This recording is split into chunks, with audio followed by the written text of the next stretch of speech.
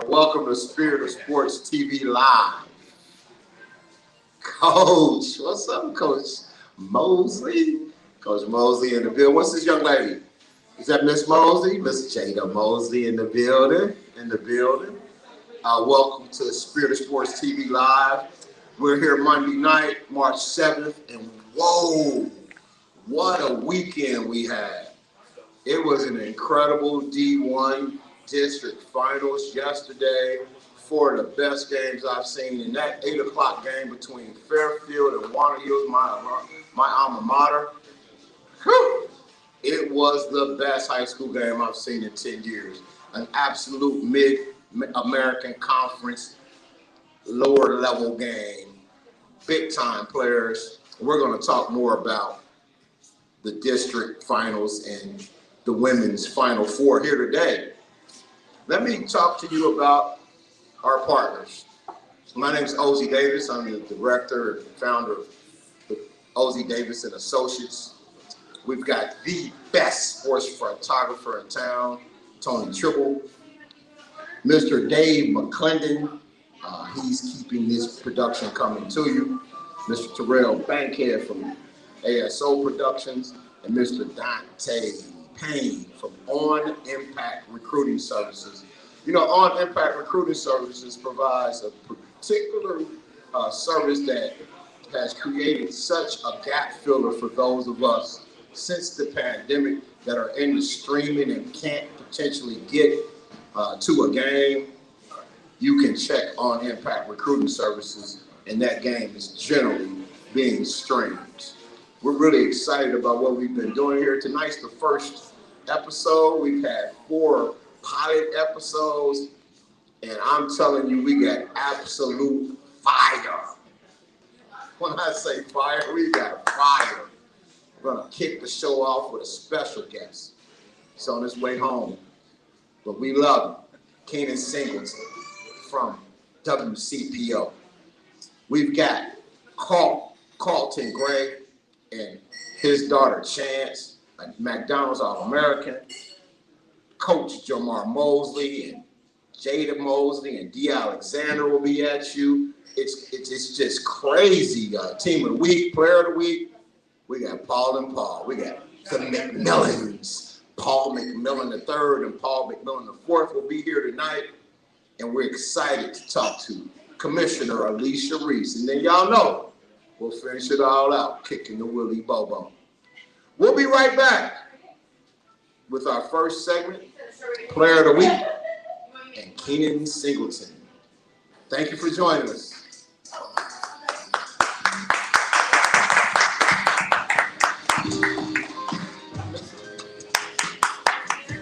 You did so well. Anything for you, Vince? Anything for you, Vince?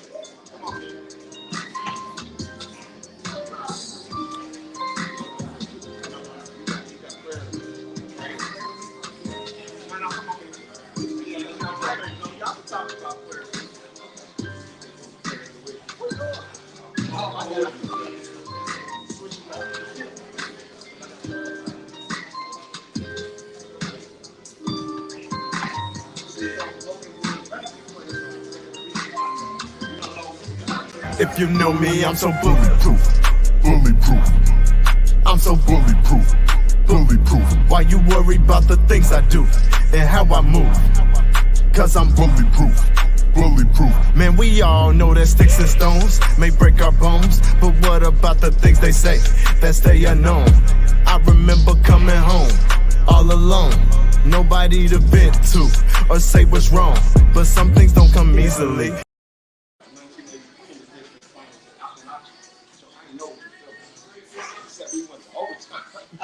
That's a little different. No, we still are. No, we still are. If I would hit 12 footers, I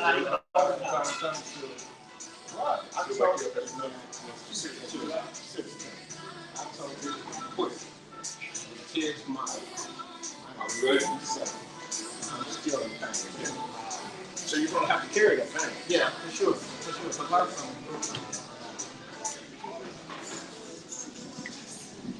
Tony, on you, 3, 2, 1. And welcome back to Spirit of Sports TV. We're here at Wing Camps in Sharonville, and I am sitting in the hot seat where Ozu usually sits just for the segment. So How's it feeling? I don't know. You can help me out because you're a TV guy. You're used to this. So you can help me You're make just it talking through. about sports, man. You good to go. Easy. I do that every day, all day. Perfect. So we're going to acknowledge our player of the week.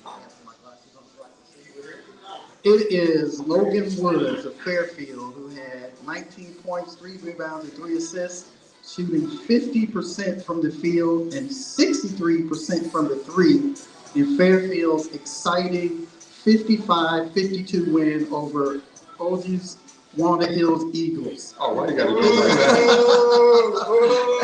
It was an exciting game. It was a great high school basketball game, back and forth, high-level basketball, ton of talent. Apparently, Coach Huggins was there. Patrick Ewing was there earlier today to watch some kids. Coach Hamilton was there. There was a lot of college coaches there, so there was a ton of talent in that venue yesterday. So, exciting game. Good high school basketball. You see a lot of high school basketball games both sides of the river. How did that game rate for you as far as games you've seen over this year? For this year, I mean, probably top 3. I mean, it wasn't a buzzer beater, but, kids wanted to have a chance to put them ahead. Unfortunately, missed it, and then Fairfield hit free throws at the end to seal it. But 2 really good coaches, 2 well-coached teams. Again, like high-level basketball, not a ton of turnovers, not a lot of mistakes, and a ton of talent on the court. Fairfield has really good guards, obviously.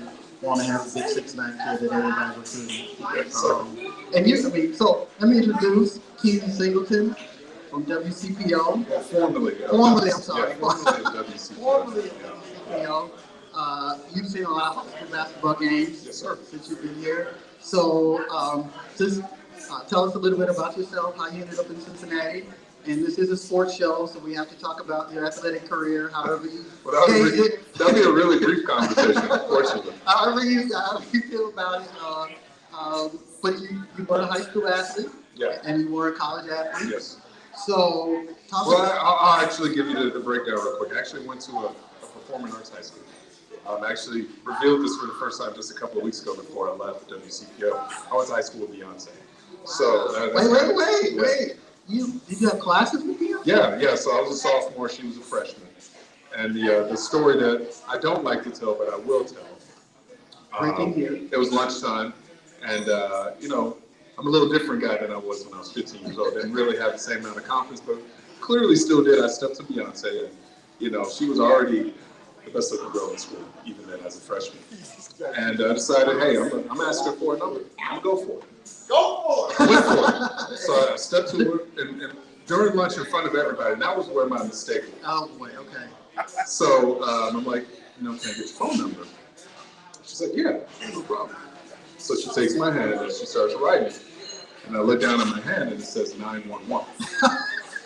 Is what she wrote. She did this in front of everybody. Oh, of course, man. everybody laughed. Everybody had a good time. I had to walk away. I didn't cry about it. But, it was a good lesson learned. But hey, you always got to shoot your shot. Well, if you can't make any jumpers, if you don't take any, Right. So that's all with that. Shortly thereafter, they became superstars, so I didn't really have to relive too much on after that. They kind of just Yeah. faded into the distance. Yeah, so my high school was a performing arts high school. We didn't even have a gym, man. I mean, we played basketball at lunch, and that was about the extent of our athletic prowess. But when I got to college at the University of Houston, I was like, I'm 6'4", 6'5" at that time, decent size. Thought I was fast. Thought I had pretty good hands. So I decided to walk on to the University of Houston football team. Okay.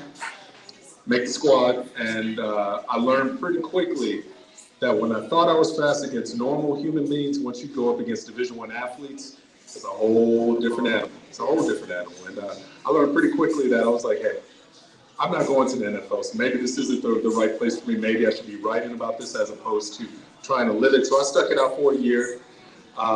Got dinged up quite a bit. When you're on the scout team, that's what you're for. You're human fodder. Yeah, it's like a punching bag. Yeah. You're out there on, special teams getting knocked around, but it was a great learning experience. You got to learn how to fight through adversity, Right. learn how to play through heat. Yes. In Houston, absolutely. That was really what kicked me out was that heat.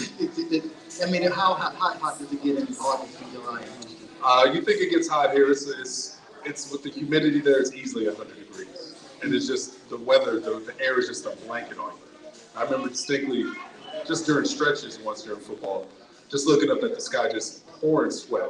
I'm like, what am I doing here? Just staring at the sun, just stretching like I'm already worn out. We haven't even run yet. Like, and that was when it clicked to me. I was like, hey, maybe this isn't for me. But I love the experience. Met a lot of guys that are still friends to this day. And every athlete will tell you that it's not really the games. You remember the games, obviously, but you remember more the stuff off the field, the relationships. Yeah. And then that's what steered you towards sports journalism? Yeah. So I actually wanted to be a jazz music reviewer when I first started. Not a big industry for that. I know, eclectic crap. I wanted to review jazz albums. Oh, wow. Who's your favorite jazz artist?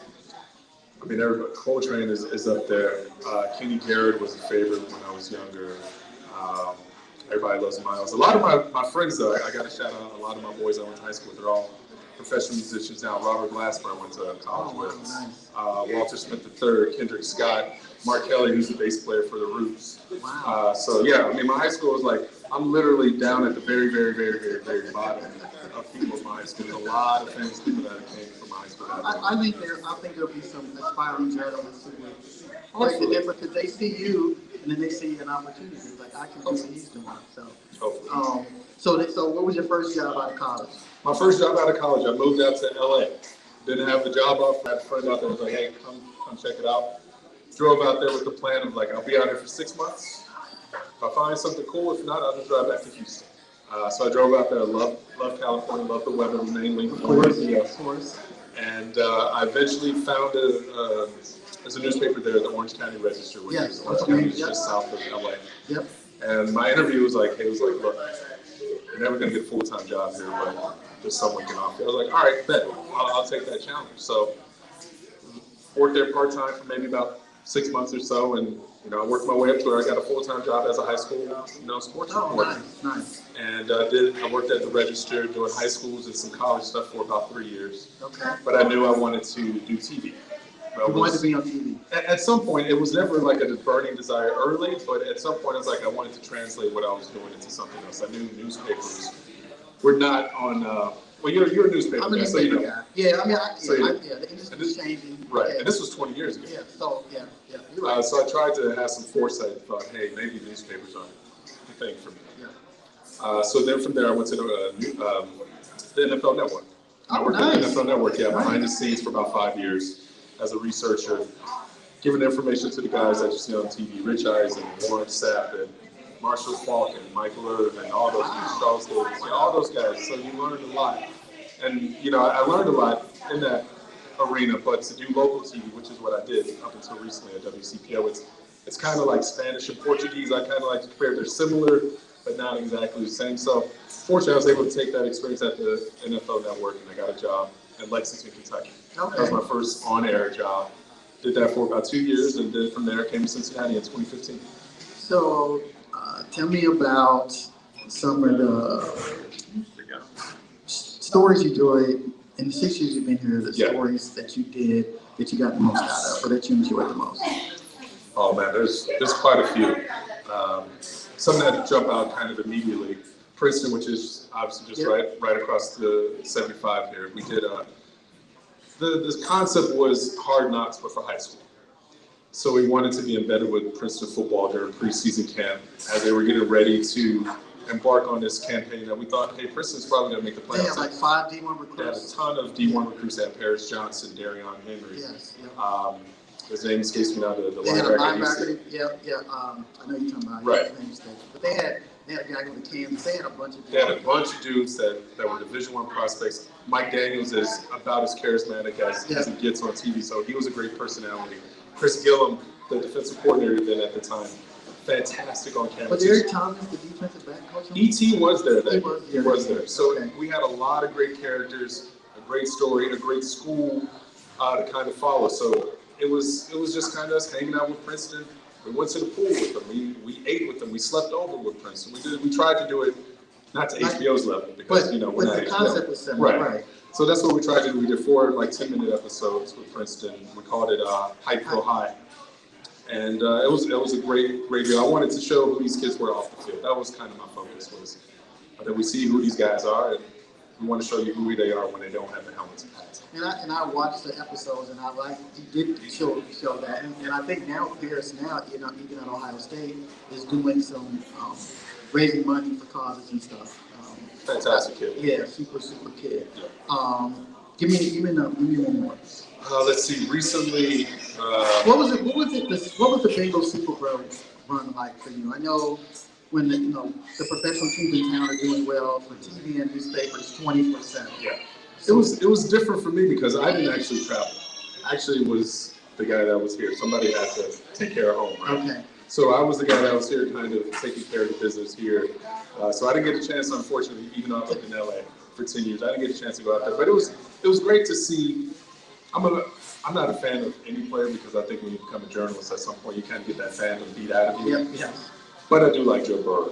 Okay. I think he gets it on several different levels, not just on the field, but off the field as far as relating to his teammates that don't have the same background as him. Yes. Maybe have the same skin color as him. Yes. I think he really gets it on a deeper level than some other guys.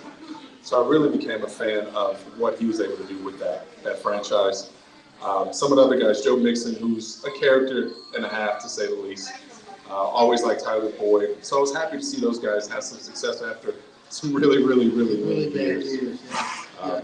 Did you get to know any of the guys in this and covering them? That you formed any relationships with them? Oh, absolutely. I mean, somebody that, he's not the coach of the Bengals now, but Marvin Lewis is somebody that we kind of butted heads quite a bit when he was the coach there. But once he left the Bengals, he and I would consider him a friend. We text, just kind of chit-chat, just how your grandkids doing, what's going on with you, how are things, blah, blah, blah, blah, blah. So you do develop relationships with these guys, even though you might ask questions that they may not like. Marvin barked at me more than once in public in front of people. So, but you have to do that. That's your job. You have to ask those questions. You have to ask those tough questions.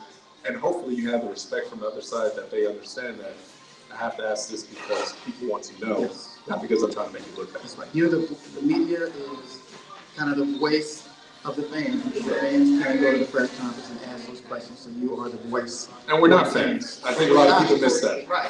We're not there to support the team. Right. It doesn't matter if they win or lose. We're just there, hopefully. I'll be caring. Right. Caring. Well, that's what I always, leaving Houston, for me, that was always important because the diehard University of Houston supporter. But I never wanted to cover Houston because that's the last piece of fandom that I want to be able to hold on to. I don't want to know if the coach, is kind of a jerk. Right. Or if the star quarterback, is bad at school or just a bad guy in general. Like, I want to be able to have that little piece for me that I can still enjoy on Saturdays. And that makes sense because if you're covering them, you would get to see that side and it would kind of work for you as a fan. Exactly. And that makes sense. I saw you were wearing your Houston garb on Twitter when Houston football was whooping up on them. But basketball, you got redemption. You have to be. I mean, I never really tried to make it about me or about, who I support or where I'm from. But if someone's going to ask me about it, I'm going to run my school to the fullest. And I love UC. I love, Wes Miller, somebody I just recently got to know. But Luke Fickell is someone I really came to enjoy over his now 5 years there at UC. He's a really solid guy. Desmond Ridder, all those guys over there. Sauce Gardner. Fun story you asked me about stories I did. I did a piece with Sauce where, people hear Sauce Gardner, but I wanted to know who Ahmad Gardner was too. So it was kind of a deal where I had Sauce interview Ahmad and Ahmad interview Sauce. So you get the two sides of his personality. It's just not the guy with the chain on. Right. Get to know who's Ahmad, who's the criminal justice major, who's from the east side of Detroit, where he came from, what made him take on this persona as Sauce Gardner, and who was Ahmad at the same time. Where does Sauce come from? Where does that come from? That came from one of his coaches. One of his youth league coaches. He just said the kid had a lot of sauce and he just embodied that, and he took it, and he's going to make a lot of sauce. Yes, he is. He's going to make a lot of money. A lot of bread. A lot of sauce. A lot of bread, for sure. Yeah, because he's first round pick. Top 10, it looks like. Yes. And I think he did well at the combine. He did. I think he ran like 4.4s at 6'3". If you run in that speed with that ability to press and jam, it's going to be hard to beat. You're gonna be a top 10 pick.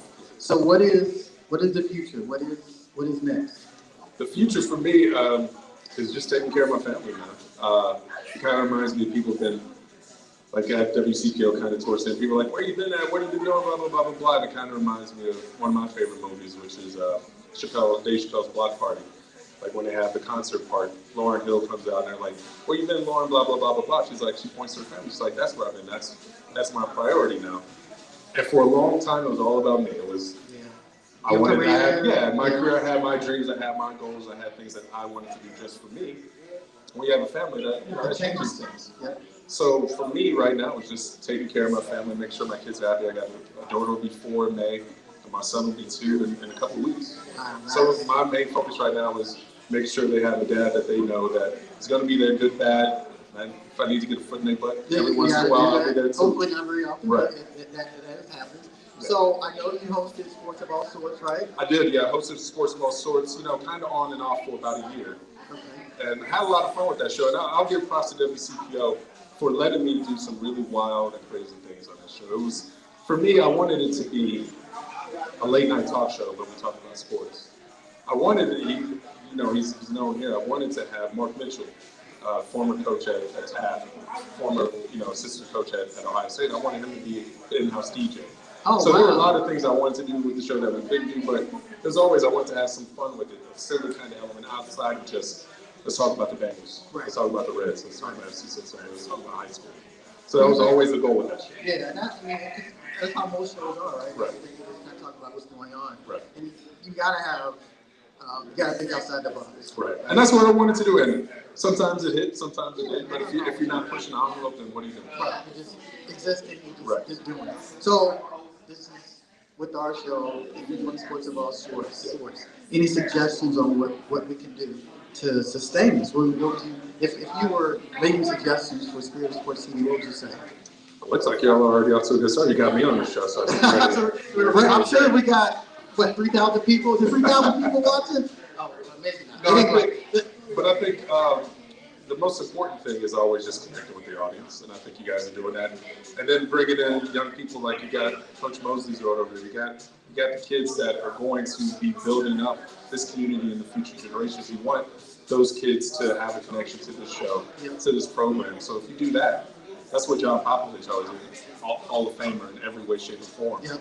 That's what he always did. He always had an emphasis on high school sports. So I think if you guys keep that in the forefront, you'll do well. Well, man, I really appreciate you coming on. Thanks for having me, Tony. And for you, I always love seeing you out there. Tony, for those who don't know, people like me, we're on TV. You see our faces, but guys like Tony, cats like Tony are the ones that are out there really doing the hard work. So it was always great working with you, always sharing some laughs. Always. In Northern Kentucky, Right, in the high school, CMAC, wherever. whatever. Yeah, I enjoyed those conversations, and we had talked about things outside of that. Right. But so it was exciting to meet you and get to know you, and I wish you nothing but success. And prayerfully, this won't be the last time I talk to you. Absolutely. Appreciate it. Thank you very much. Oh, we're going to a commercial. We've got to be right back, and we'll be with Coach Mosley. Is that right? Coach Mosley coming up next? Coach Gray's coming up next. All right. That would be a tip to know what's coming up next. Coach Gray is coming up next, and his daughter that goes to, he's helping me out. That would be tip, read the sheet, right? Coach Gray and his daughter is going to Oregon are coming up next. Thank you. Thanks for having me.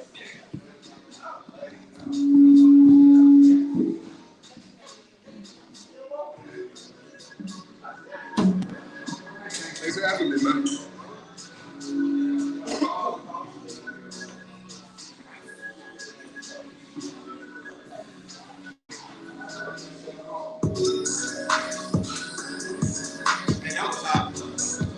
Hot, but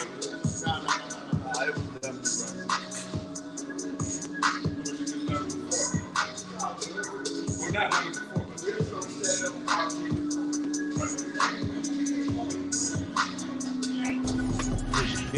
Hey guys, welcome back to Soul Food, located in Northgate Mall. Just doing a quick clean, 72 and 10 retro 11s. That's how they started. That's how your boy got them. Nice. We don't want no peace. Got a spot.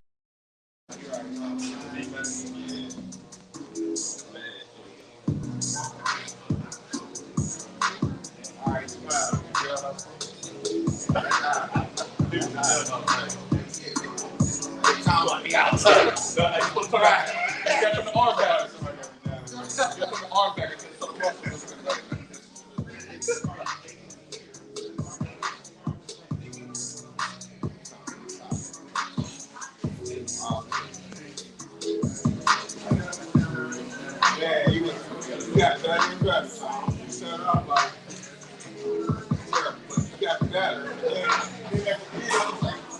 Stop it.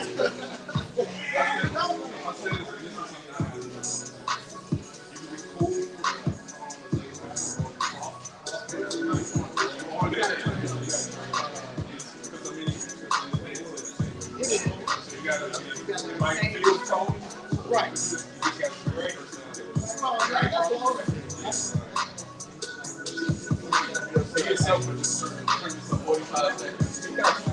I know. I tell you where it comes down.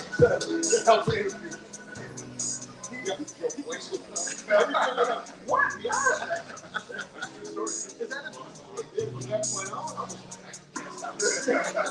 That's a great story.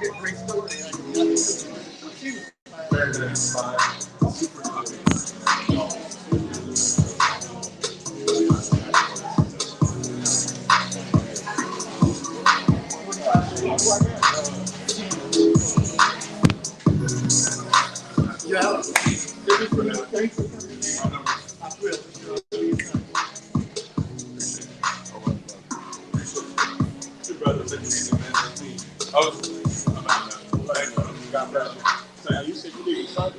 Yeah, Sunday. All right, yeah. I'll text you. Hey, you know, come to Goose. I gotta come to Goose. Oh, are we moving forward? Oh, that's right. That's right. You breaks. That's even better. You got.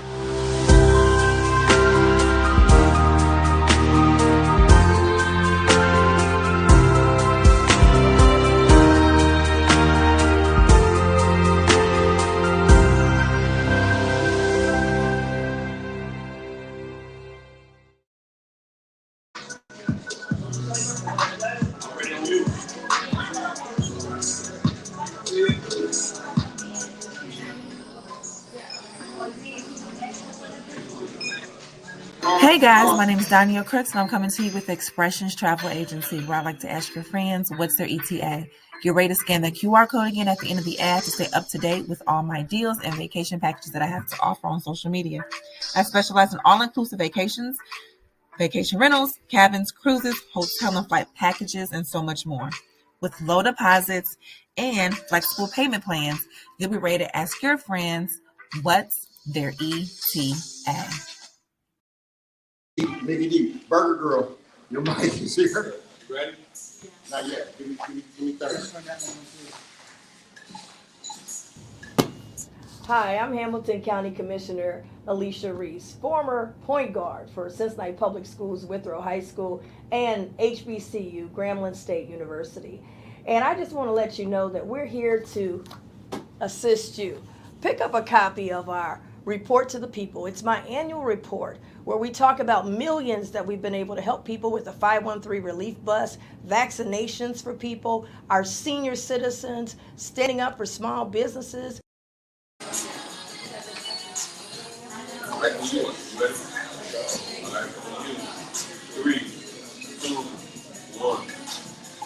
Welcome back to Spirit of Sports TV Live.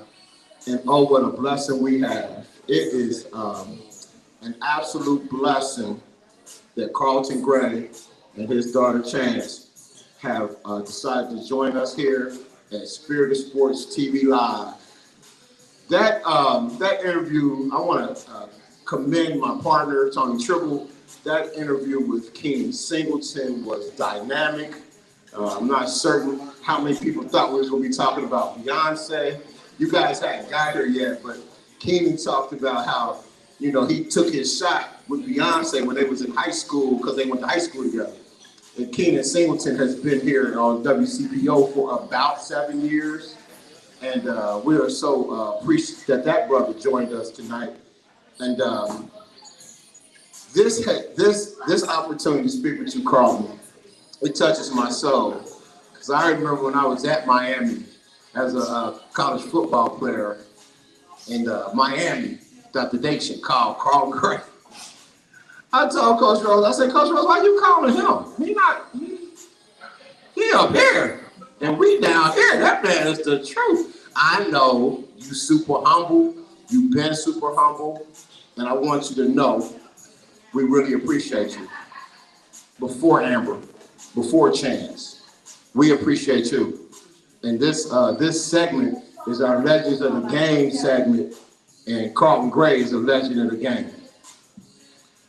We're going to start with you, Carlton. If you could take us back and share with us who you are and where you come from. We're going to end up with the icing on the cake right here, my girl Chance. But tell us about where you come from, Carlton, and that's your mic. You got your own mic, and you can take it off if you want to.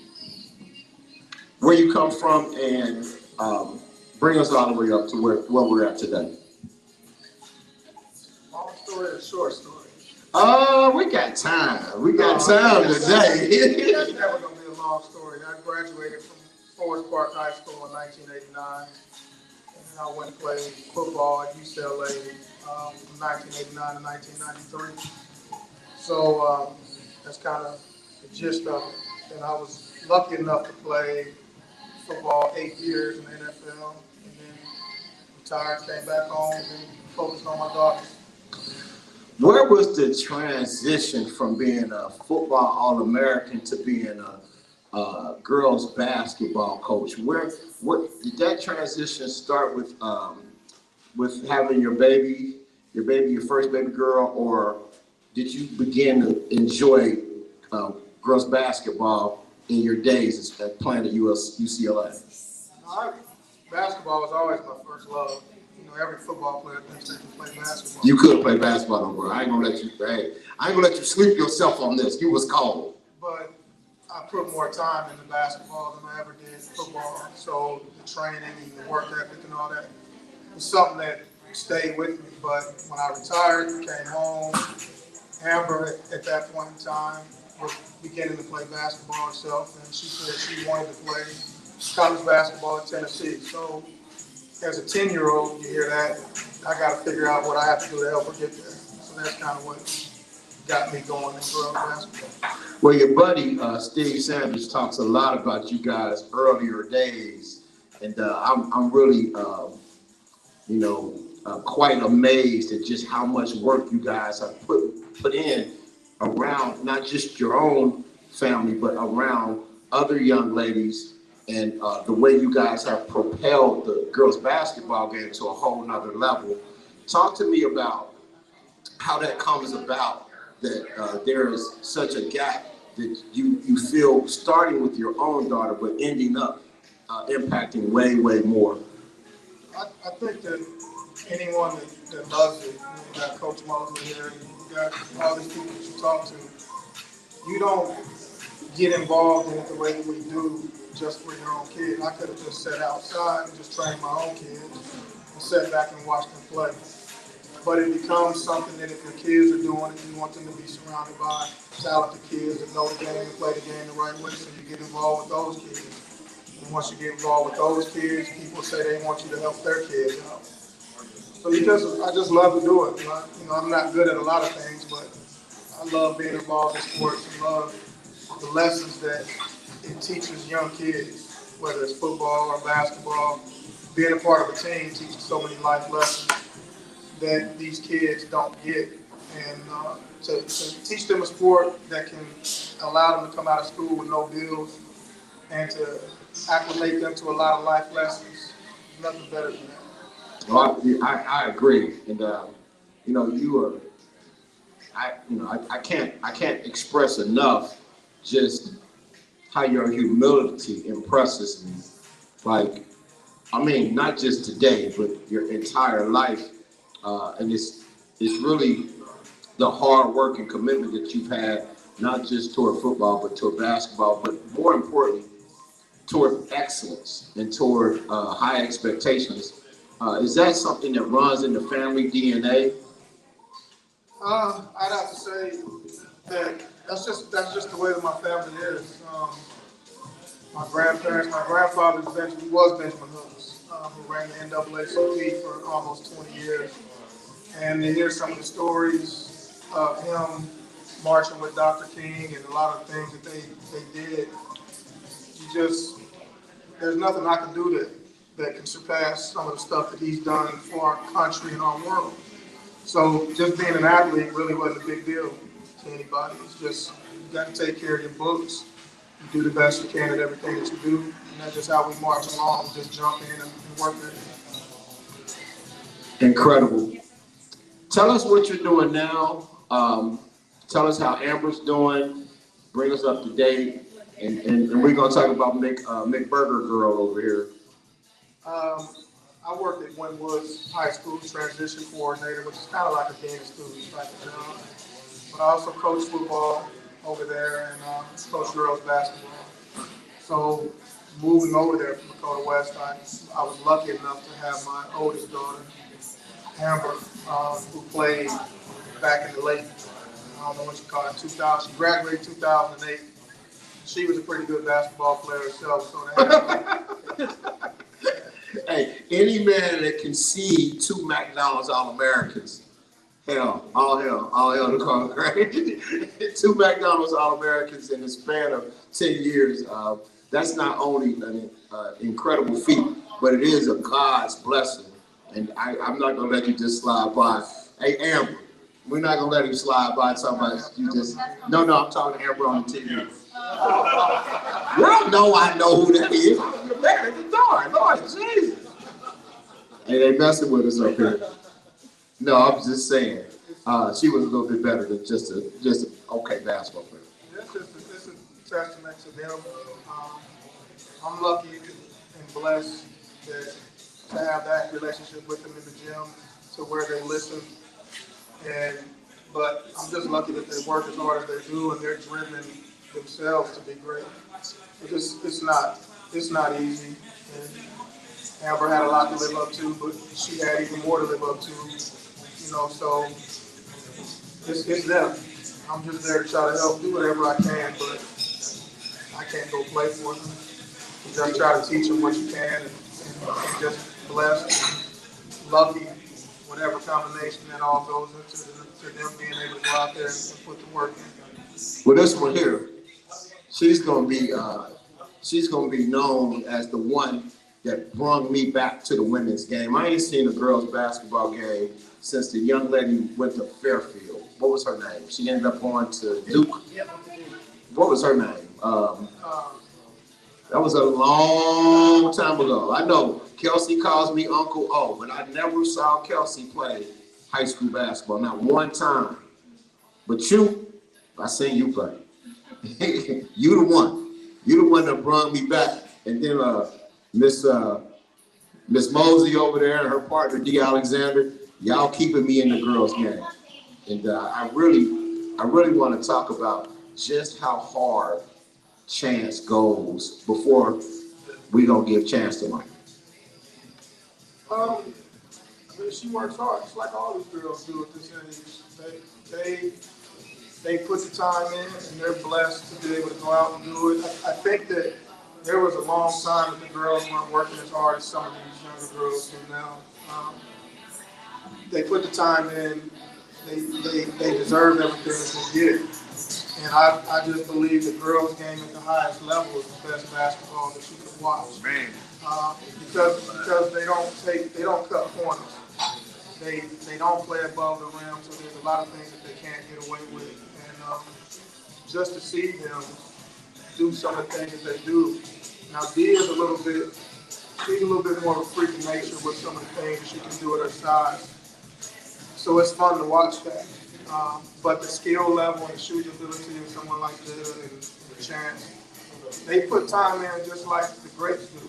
And I see some of these guys get applauded for the range that they shoot with or the accuracy that they shoot with. And I know I'm biased, but I'll put my money on a couple of these girls in a shooting contest, and I want any of these guys out there. That's high praise, and it's interesting because yesterday at the Division I men's district finals, watching Centerville, there was a comment on Press Row about Centerville plays like girls play, and that's a big compliment. I've been in the high school basketball game for 32 years now, and to say that the fundamentals and the basketball IQ at the girls basketball level is far surpassed the boys basketball level is something I would say with ease. Somebody asked me, I think it was Tony, what was the reason I hadn't seen a girls basketball game? Did you not like girls? No, it's not that I don't like girls basketball. I wish there was two of me. I probably like girls basketball more because boys basketball is frustrating. Chance, I want to get to you, and I appreciate you. I value you. You are a spectacular basketball player, but more importantly, I met you on a humble. I met you in here on a humble. I was joking with you. You wasn't better than your daddy. You was like, shh, I don't know who you're talking to. And I was like, oh, I like her. I like her right away. And talk to me about what it takes to be great. First off, I wouldn't say I'm great yet. I have a lot more to prove after my college career, before my college career, but I spent a lot of time in the gym every day with my dad. I started playing when I was 4, so it took a lot of time and commitment every day to stay in the gym and want to stay motivated to get better. But you have to look past where you are now to know what you can be in the future. And what does that future hold for you? I just want to be known as a great basketball player all around, not in just one aspect of the game. That I can do a little bit of everything on the floor, on both ends. What do you think is your greatest strength on the basketball court? I would either say my shooting or my IQ, just how I read the game. I'd say those are the top 2. Can you talk to me about the competitiveness of the brand of girls basketball here in the Cincinnati area, or in Ohio in general? I think Ohio is one of the best places you can go to watch girls basketball. Just the level of people that come out each year, not just our class, even though the class of 22 is a really good class. Every year it's been great people to come out of Ohio, been really competitive every year, and every time you watch a game in Ohio, girls basketball, some of the top players, you're going to get a good game. Talk to me about the McDonald's All-American honor. Burger Girl. It was something that I was proud to receive, just to be recognized as one of the great players across the country. I saw my sister get it, and it was a big accolade you can get as a high school basketball player. Something I wanted to prove, and something I'm glad I earned. What comes with it? What goes on next? I know you're a McDonald's All-American, but when is the game? What happens? The game is, I fly out to Chicago March 25th. The game is on Jams Fest, which is like a 3-point contest, and dunk contest is March 28th. The game is March 29th, and I come back home on the 30th. Are you participating in the 3-point contest? Most likely. And then you come back at the end of the month. And what did you say it was? Where did you say it was again? Chicago. Are you excited? Yeah, I'm excited. Now, meet a lot of new people. And there's some young ladies around here that are going to be playing with you. Can you tell me a little bit more about them? Yeah, KK and Kyla Odeker. Grace Van Sue's from Ohio. She's going to Oregon with me, but she plays at IMG right now. But KK, I've been playing AU with her, or did from, I think it was like Second grade to 9th grade. Yeah, 2nd grade and 9th grade, we played together, developed a really good bond, still best friends, my sister to this day. Kyla, I played with her my last season, so we all played together, got to experience that, and glad to see everybody earn what they deserve. I'm glad to see everybody earn what they deserve too, and I'm glad you put it that way, because I really hope folk understand that this takes hard work. It's grind and grind and grind. And the accolades and the distinctions and awards and honors are all result of the grind. This is not like she woke up and was a McDonald's All-American. You might not see the early mornings or the late nights, but this young lady puts it in, and you got to put it in if you want to get something out. And I've been dealing with young folks for 32 years, and I understand that you got to put it in to get it out. It's something that sometimes gets missed. Some people think you just gonna lollygag and get a scholarship. That don't happen. Talk to me about Oregon basketball. Yeah, it came down. It was between UCLA and Oregon. Oregon, the relationship was the best I felt. It was just a different feeling I got. Went along with signs I got too, so I knew it was my home. I'm looking forward to. We had a young man in our program, Willie Bork, go to Oregon, and You know, I'm really looking forward to getting out there, Nike Land. You know, Yeah. get out to Nike Land and check you out. Carlton, what are you most proud of in regards to Chance?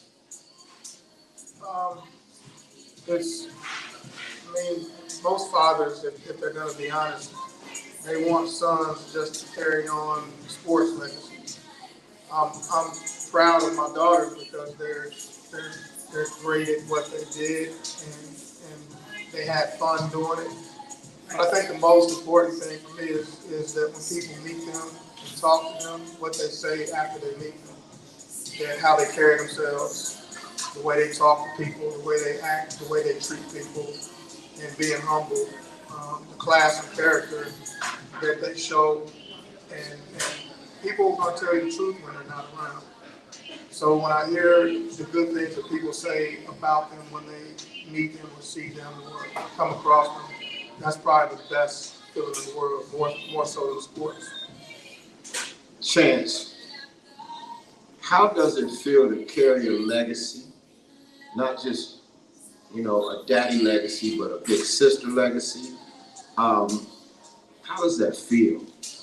It feels really good just to know that I wouldn't be here if it wasn't for them. They're the people who push me and inspire me every day. So just making them proud by what I've done and accomplished and hope more to accomplish. But it's a really good feeling just to know I didn't let it end and I'm going to keep carrying it on and hopefully my kids down the line carry it on too.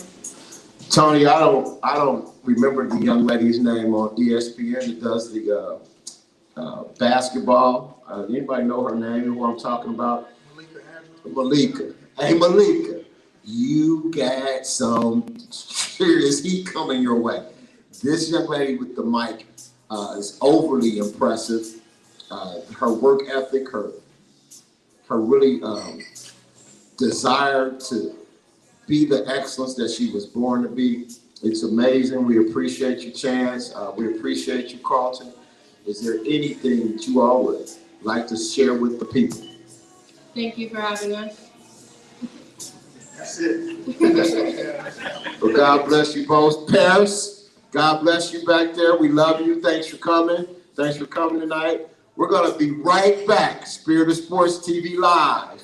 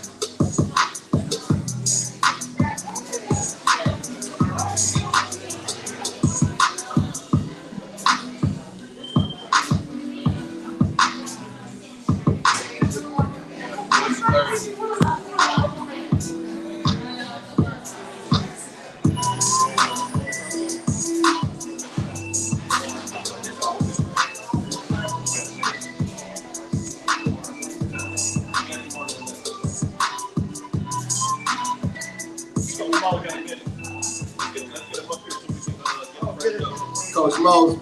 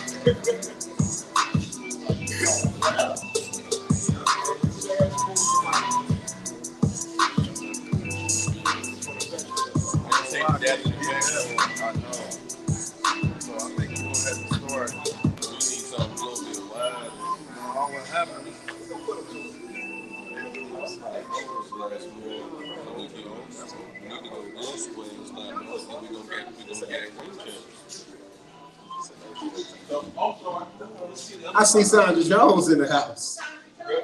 Hey, Sandra, what's up?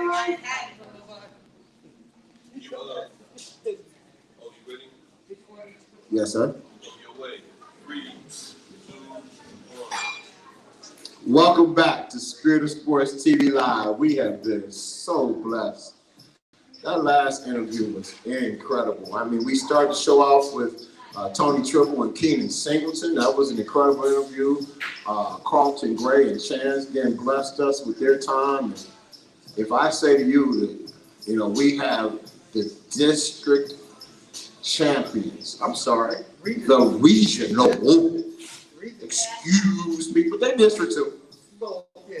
But lately, the regional champion, Purcell Marion girls head basketball coach, Jamar Mosley, Jada Mosley, and freshman sensation D. Alexander.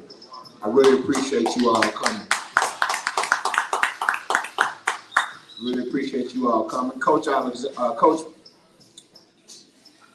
that was a Freudian slip. She be telling you what to do. My players be telling me what to do. Give me the ball, coach. I'll be like, okay. If a coach tell you to give me the ball, don't you feel like you should give it to her? If they come running down the court talking about, give me the ball, take your mic off, please, Coach Moses. If they run down the court talking about, give me the ball. I've been told this. Now, if they miss, though, you can hear that horn. Coach Moses, I really appreciate you coming. We're really pulling for you guys this week. What time is the Final Four game? Final Four game is at the University of Dayton at noon. On Thursday? Thursday at noon. Thursday, March 10th at noon. We need the city in Dayton, Ohio at the University of Dayton to support our Purcell Marion girls. Thursday, 3:10 at noon. The Final Four game, Purcell Marion girls, Thursday at noon. We want to support you more than anything because we appreciate all that you bring to us. You guys, year after year, Coach, have been successful. You are 3-time back-to-back Coach of the Year. We know you from a long time ago. Talk to us about what you've been building over there at Purcell Marion. You know, to be honest, I got talked into really taking the job at Purcell. I was on the boys' side as an assistant coach. And then the girls' job opened up, and I didn't have the best experience with girls prior to taking over the job. I was coaching an AAU team, and I just didn't have really any true basketball players, for lack of better terms. And we was losing games by 80 to 90 points, literally. So I was like, I don't know if I can coach girls again. So the job opened up, and a couple girls I was training was going to be seniors at Purcell Marion. So I was like, you know what? I'm gonna take over this program. I'm gonna see if I enjoy it or not. And I don't forecast seeing myself going back to the boys' side. But I was blessed to have basketball players. I had Emil Ali Shakir, I had Pearl Dean, I had Bianca Medeiros. My first year, we won the GCL championship for the first year. I mean, for the first time ever in school history. Wow. I guess these next 4 years, we went to the regionals. The last 2 years, we done made it to the state Final Four game, looking to get over that hump this year. Let's go back to that last sentence. Looking to get over the hump this year. Jada, what does that make you? What does that make you feel like when Coach says looking to get over the hump this year? Well, it makes me feel great. Like we have a great group right now. Like, we play together as a team, and our goal is to win state at the beginning. So we're trying to look to beat these teams to win state and take that home with us. How has the competition been thus far? What has been your hardest game up to date? I would say about 2 games ago, Waynesville, we got down and like we went to the locker room and we were just like, we can win this, we can come back, and that's what we did. Coach Mosley, talk to me about what the team has to do to get over that hump.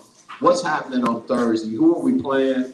And what are the things that we have to do to execute to win the game? Excuse me. Well, first off, we're playing Belmont Union Local, a team out east. Familiar with a couple of their players, actually playing the AAU program that I coach with. So we know what we're up against. One of the things that our girls have done this entire year is defending. We've been complimented a lot. I mean, we did lead the city in points per game, but I think our defense gets overlooked sometimes. I guess I probably can't say overlooked because we do get complimented a lot on our defense. But we're playing some of our best basketball defensively right now, and I'm just happy to be where we are. I mean, I think we've given up 41 points. That's the most we've given up in the tournament game so far. Just playing great defense. And Belmont Union, they're a lot bigger than us. They got 3 girls that's 6'2" or taller.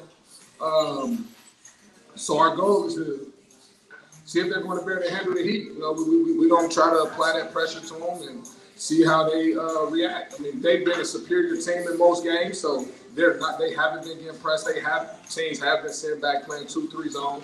Also because of their height, they feel like they were mismatched. So we're gonna see how it goes on Thursday afternoon.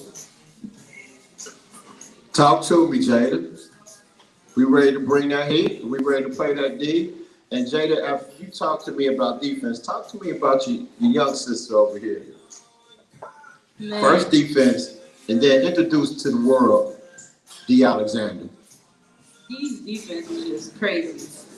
Blocks, it's just crazy. But she's a great all-around player. Yeah, she has work, but nah, she got it. Can you tell me what's the best thing about playing with D? And I'm gonna ask her the same thing about you. Her energy, like I love her energy while she's playing, and then like if something happens, she brings us together. Like she's a team leader. How about Coach Mosley? Tell me what you love most about Coach Mosley, and then before we leave, we'll talk about what you like least about Coach Mosley. But I gotta make sure you're gonna have a ride home, just in case you say the wrong thing. I love how he holds us accountable for our mistakes, anything. How about you, D? Let's start with Coach Mosley. What is something that you really love about Coach Mosley?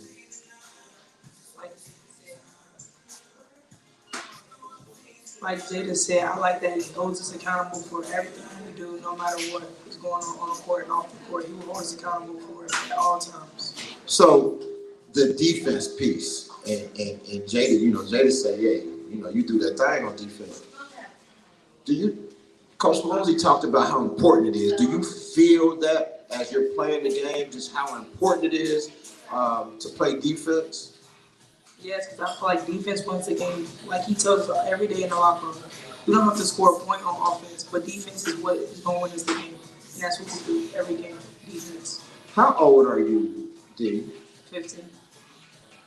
And to have such success at such a young age, and you really sound mature. This is my first day meeting D, and first day meeting Jada, and I'm giddy. I don't know if you can tell, but I'm super giddy. At such a young, tender age, talk to me about how the hard work creates your ability to handle the pressure. I have everybody basically in my ear talking to me, telling me this and that. But at the end of the day, I know what I can and cannot do on and off the court.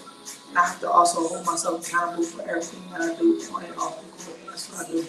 And I have my teammates, my coaches, my family, and my friends that all tell me the right thing to do and don't let the outsiders in and get to me whenever I'm on and off the court. You're doing a good job, Jamar. And I appreciate you. Seriously, forget this show. Man, I appreciate you. I heard what she said, and I heard it's Purcell Marion girls against the world. I heard that. That might not have been exactly what she said, but in her answer, I heard that she could depend on her teammates and the coaching staff to have her back. And man to man, OG, to my man, I appreciate what you're doing over there. D, talk to me about Jada D. What does she do, like, that you really enjoy playing with her? I can tell you one thing about Jada is that she is always going to be ready to shoot the ball no matter what. I can be driving and the defense collapse on me. I know Jada's going to be right there in that corner be ready to shoot that ball. And she's going to shoot it. She's going to shoot it like that. And that thing going in, ain't it? Every time. Hey, it is such a pleasure to talk to both of you. Coach Mosley, what are you most proud of? And not just these two girls, but I do want you to speak specifically about these two girls. What are you most proud of about in the team as well? I mean, to piggyback off of what he said, that they've done a great job of not allowing outsiders into our circle. Can everybody hear me? Yeah.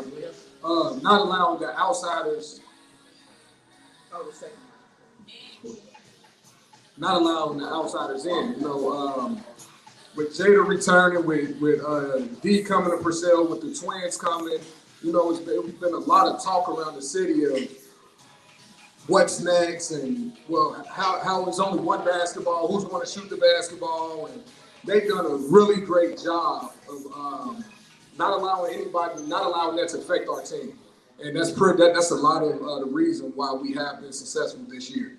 Then speaking specifically on D, like, she's just one of the most humble kids that I've ran into. Like, for example, we're playing in a regional final game. We win a game by 30 plus points. Our opponent fan section sticks around, and she's up on the net. She's up on the ladder cutting the net down, and they're still chanting overrated. She just goes about her business, cuts the net, and just looks back and just laughs.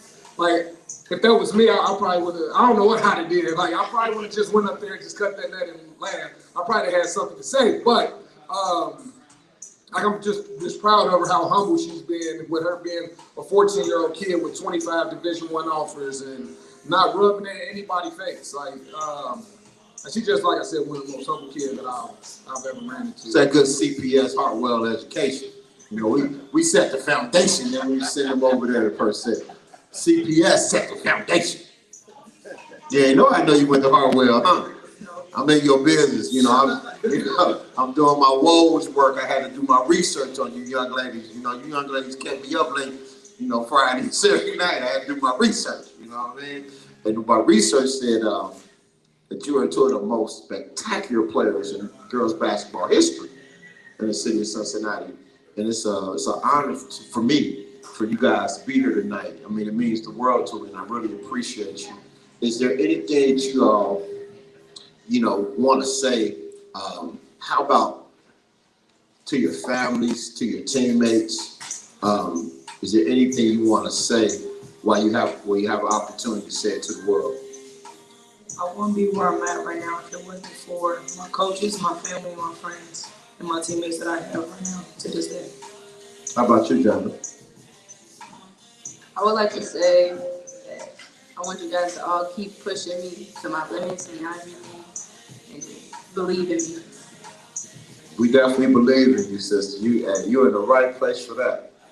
I tell you, we definitely believe in you. We believe in you both. We believe in you, Coach Mosley, and we believe in them, Coach Purcell Barrett.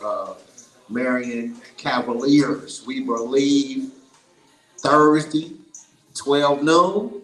12 noon? I believe that we can win. Come on, y'all. I believe that we can win. Come on. I believe that we can win. I believe that we can win. I believe that we can win. I believe, yes, sir! Right here in Spirit of Sports TV Live. Coach Mosley, anything you like to say before I'm gonna ask the audience? They got any questions for you guys? Anything else you would like to say to the world?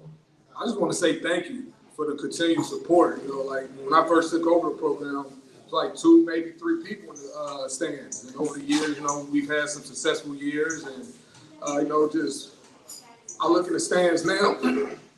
Excuse me, I look in the stands now. Our game was more packed than our boys' game. Like that's just, and I not just mention. I just say that to say like that's just not heard of at co-ed schools.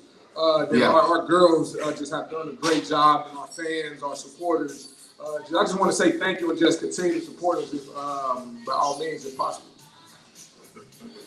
Audience questions. Anybody from the audience got a question?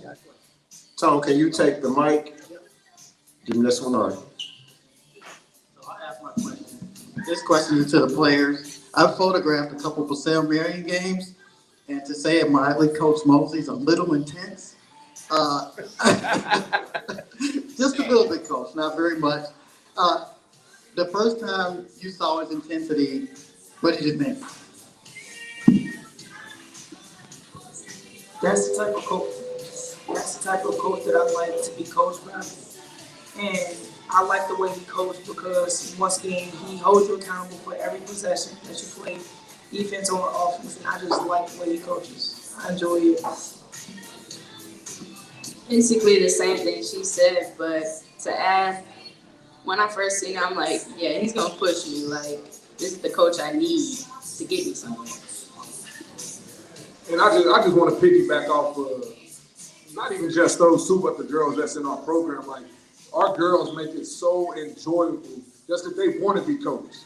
Like, it's been too many times where kids shy away from being coached. I'm not saying anything demeaning. I'm not saying anything degrading. Am I intense? Am I loud? The entire practice, the entire game. But our girls, like, they want to be coached. And that just makes it a lot more enjoyable for myself and the coaching staff.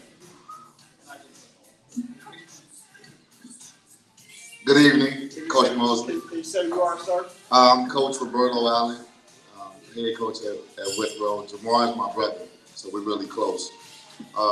Can we make the deal tonight that if you guys win the state championship, you're going to cut your beard and mustache off? Cannot do that one. Cannot do that.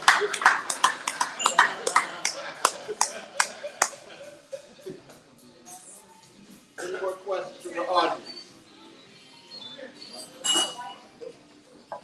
You got a question, man? Basketball mom, Carlitte's mom, basketball mom. Hello. So I just want to first say, I too commend the young ladies for being here. It really is a good example for girls in sports. And so my question is, what is it like to be a female athlete today at the high school level? I really can't say. I really don't know.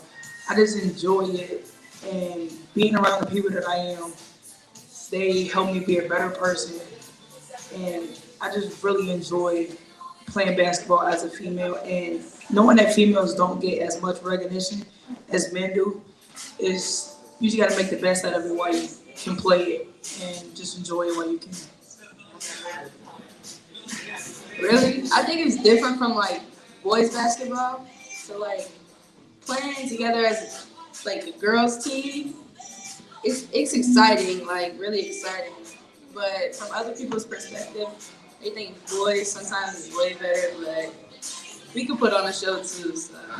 That's what's up. Yeah, definitely doing that. See, the boys is in the Sweet 16. These folks up here is in the Final Four. It's a lot of teams. And to make it to the Final Four is one heck of an accomplishment. We really appreciate your presence here tonight. And you already know how we feel about Thursday at 12. I might have to take off work. We got one more question. Turn it on. Okay.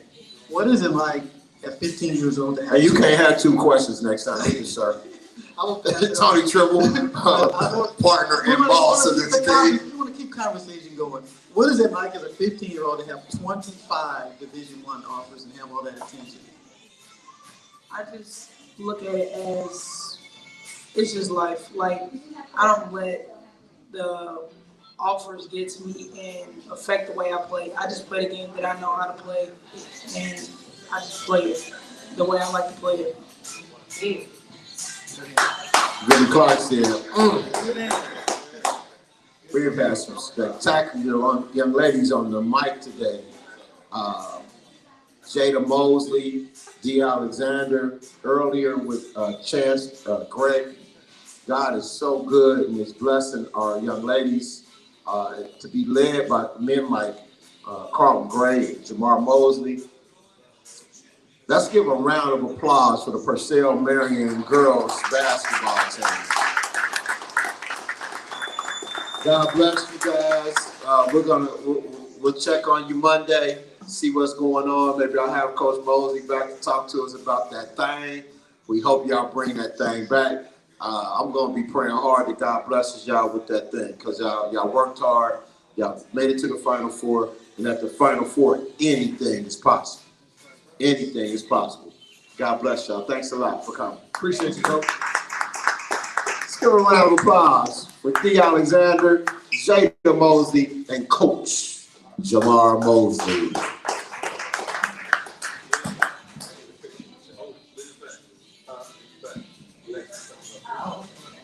Okay, next, we're coming up with the team of the week. And, well, Paul McMillan, I see his daughter Sierra, son Isaiah, I see his wife. Paul and Paul, they still practicing. They got a Division II Sweet 16 game, but he's on his way. We'll be right back. What's up, Need a picture, y'all. I'm off. Dan, if Paul ain't here when we come back, I'm gonna go to you. We see you back there, Miss Latte. God bless you. Welcome to the show. We see Art of Fitness in the house. We see Art, VC. We see you. Thanks for joining us tonight. Now leave that right there, Jamar. Leave it right there on the stage.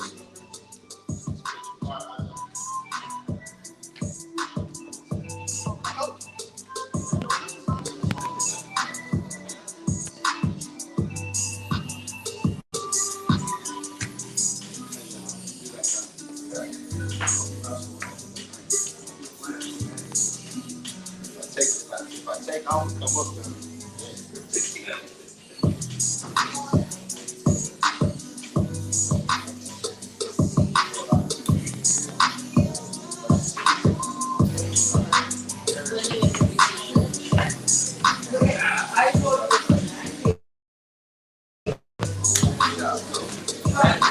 All that good food y'all eat is prepared by Chef Sean and Chef Charles back there. You can't leave, son. You come out and get to go. You better sit down and eat. Hey, somebody tell Chef Sean. Hey, Chef Sean, can you come? Say hi to the people real fast. Where's Chef Charles at? Say hi to the people. His voice gone, but you still gotta say hi to the people. Hi, people. How y'all doing?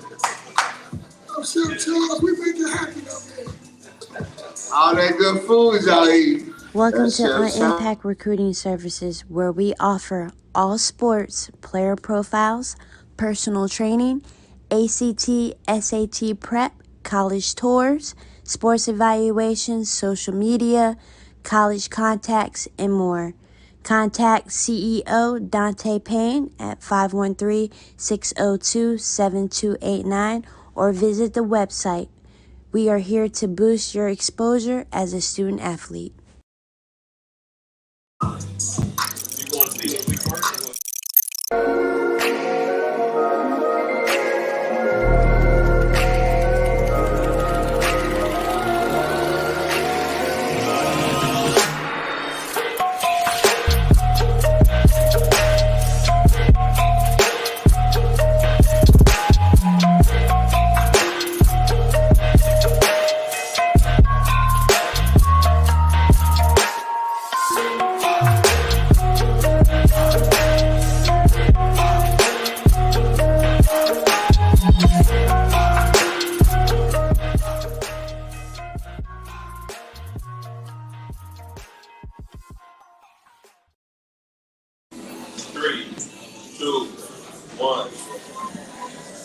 Welcome back to Spirit of Sports TV Live.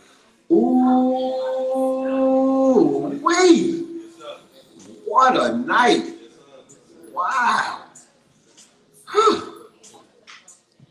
I will say this to my young men. Y'all gotta, hey, young fellas, y'all gotta pick up y'all games. Besides Rayvon Griffin, who was an absolute monster with the mic, the next three athletes with that mic is the three young ladies that's been here today. I'm talking about Malika Andrews. She ain't gonna have no long career. And not with them three young ladies that was expressing themselves in here. And the boys, I ain't mad at y'all. I'm just saying, the ladies have upped the game, and you're gonna have to pick up your game. Let's talk team of the week before we get to Pastor Dan. This week's team of the week, the Woodward High School Bulldogs. The Bulldogs won the district championship in Division II and look to go to Vandalia Butler Thursday night, 8 o'clock, where they will play Roger Bacon. Now, we thought about making Roger Bacon team of the week, but our bias. See, there's a thing called unconscious bias, and there's a thing called conscious bias. This program is CMAC biased. Although we really do like Roger Bacon. Roger Bacon, Jesse Eubanks? That's one of the best freshmen I've seen in a long, long time. Hey, Art, I talked to Jesse's dad, Big Jesse Eubanks, and he will be coming over to Art of Fitness. That's where the greats, Art of Fitness is where the greats work out. Our second team of the week, the Taft Senators. Taft Senators, district champions in Division III. The CMAC now has two teams in the Sweet 16, the Woodward Bulldogs and the Taft Senators. And our final team of the week, there's only one Final Four participant, and that's the Purcell Marion girls basketball team. Wow, we've been blessed with them here today. The Spirit of Sports teams of the week, the Woodward Bulldogs, the Taft Senators, and the Purcell Marion girls basketball team. Can we give them a round of applause? Pastor Dan, this is Pastor Dan Larkin, Southern Baptist Church. Not just the man behind the mic. And, I don't want to start talking about that preacher battle we going to do, but this is who I'm rolling with. Hey, I tell you, we doing a preacher battle. Oh, yeah. We doing a preacher battle. Hey, VC, we doing a preacher battle, so New J need to come with it. Hey, Sandra Jones, we doing a preacher battle, so Corinthian need to come with it. We doing a preacher. Who else wants some? Hey, Fee, Corinthian need to come with it. Dave, you want some? Oh. Hey, I'm not gonna mess with y'all, but y'all need to get y'all people ready because we're gonna do this preacher battle. But first, talk to us about March Madness, March 13th at Southern Baptist Church. First, I'm excited to be on this show with you, and it's been a great day hearing about all the great basketball that's going on, especially from the girls' side. I just took my day off so that I can be there to support. Thursday, 12 o'clock. So I want to be there and just make it a day, and I'll see the Bulldogs later that evening. So I might just have to hang out in Dayton too. I got some people up there. Tiffany's son, he goes to UD. Maybe I'll just go up and hang out with him all day. You take him to lunch or something. But I got the Chiefs thing at Bar 29. We're Black Politico, and another organization that I'm involved with. We're honoring the retired chief of police at 6 o'clock on Thursday. So I do have to do that. but I will be at Vandalia Butler by 8:15, and I hope I don't get a ticket. Pray for me. I'm praying for you already. Please pray for me. I cannot afford no more tickets. But March Madness, we're going to have at Southern Baptist at 9 a.m. This comes from some work that we wanted to do to partner with coaches and the CMAC boys in particular, but it's going to make me on next year put an extra investment into the girls as well.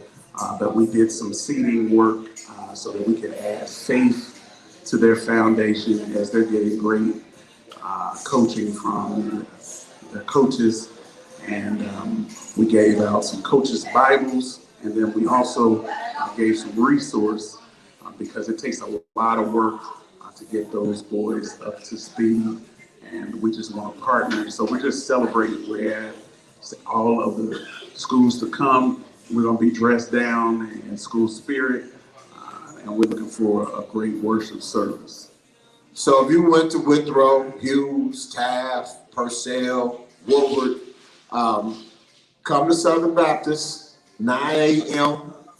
Sunday morning. Wear your school spirit. I have my Warner Hills hoodie on Sunday, so I'll have to wear a different Warner Hills hoodie this Sunday. Or I might wear some Taft. I might wear some Purcell Marion. Or I might wear some Woodward. Oh, it looks like Mr. McMillan and 4 p.m. are coming through the door. That's a blessing. Sunday, March 13th, March Madness at Southern Baptist. Can we go back just a bit and talk a little bit more about those coaches' Bibles that you handed out earlier this year? So we wanted to make sure to partner and really help with the coaches. We gave out the Bibles that give instruction on team building, just to help build up the men so that they can be better in building up the young man.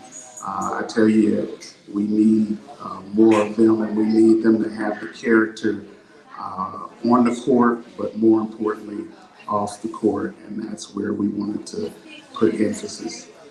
There's been, a positive reception about the coaches' Bible. Ricardo Hill and Warner Hills, he's ecstatic. Andre Taylor, Wentwoods. I mean, I don't know how Dave Lumpkin found out about the coaches' Bible, but Dave Lumpkin, my former coach and now the athletic director of Wentwoods, he called and he had to have one. Talk to me about the reception. It was really big in such a way that Fellowship of Christian Athletes, a friend of mine that works there, she was going out. It was supposed to be her job to be going out and hitting all of these places, and every place that she went, she was like, the coaches told her, "Oh, we already got a Bible."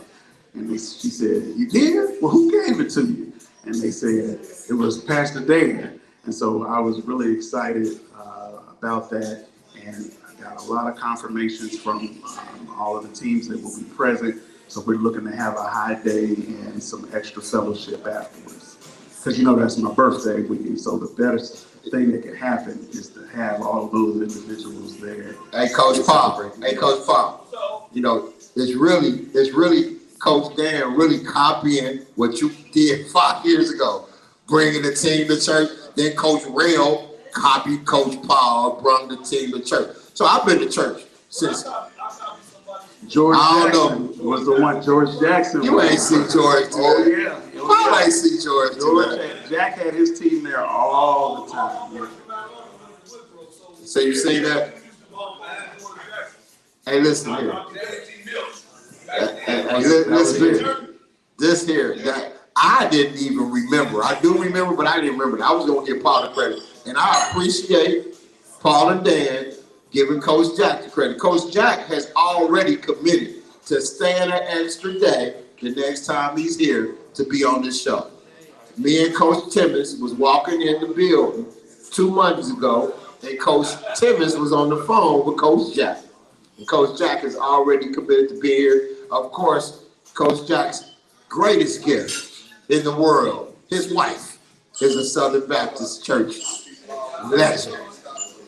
We want to say thank you, Dee Dee. Thanks, Ma. Thanks, Coach Mosley. Thanks, Miss Mosley. Thank y'all. We appreciate y'all. Coach Dan, Reverend Dan, we appreciate you. We look forward to March Madness Sunday, March 13th, 9 a.m., 3556 Ready Road. Wear your school spirit. We want everybody in the house. God bless you, Coach Dan, Reverend Dan.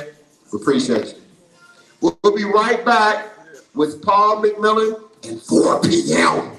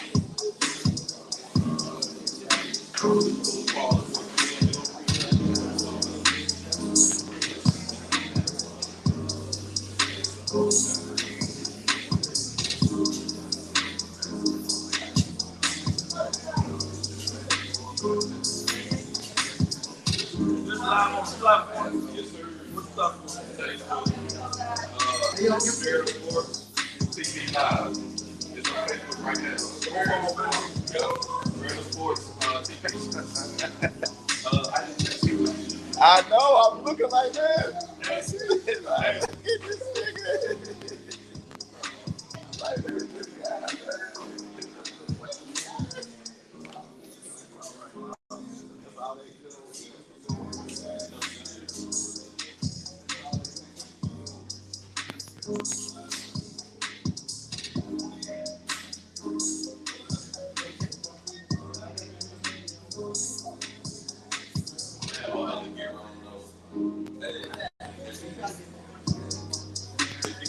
If you know me, I'm so bulletproof. Bulletproof. I'm so bulletproof. Bulletproof. Why you worry about the things I do and how I move? Cause I'm bulletproof. Bulletproof. Man, we all know that sticks and stones may break our bones, but what about the things they say that stay unknown? I remember coming home all alone, nobody to vent to or say what's wrong, but some things don't come easily.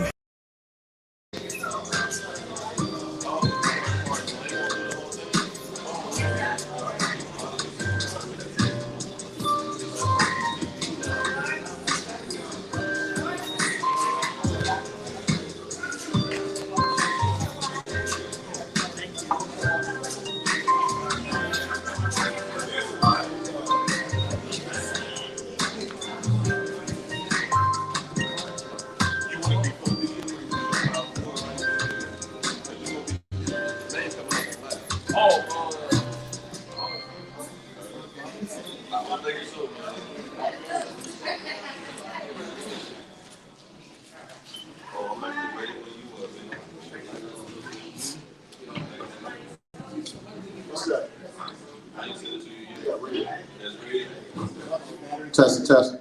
Oh, it's working. It's still live. Put the mic down.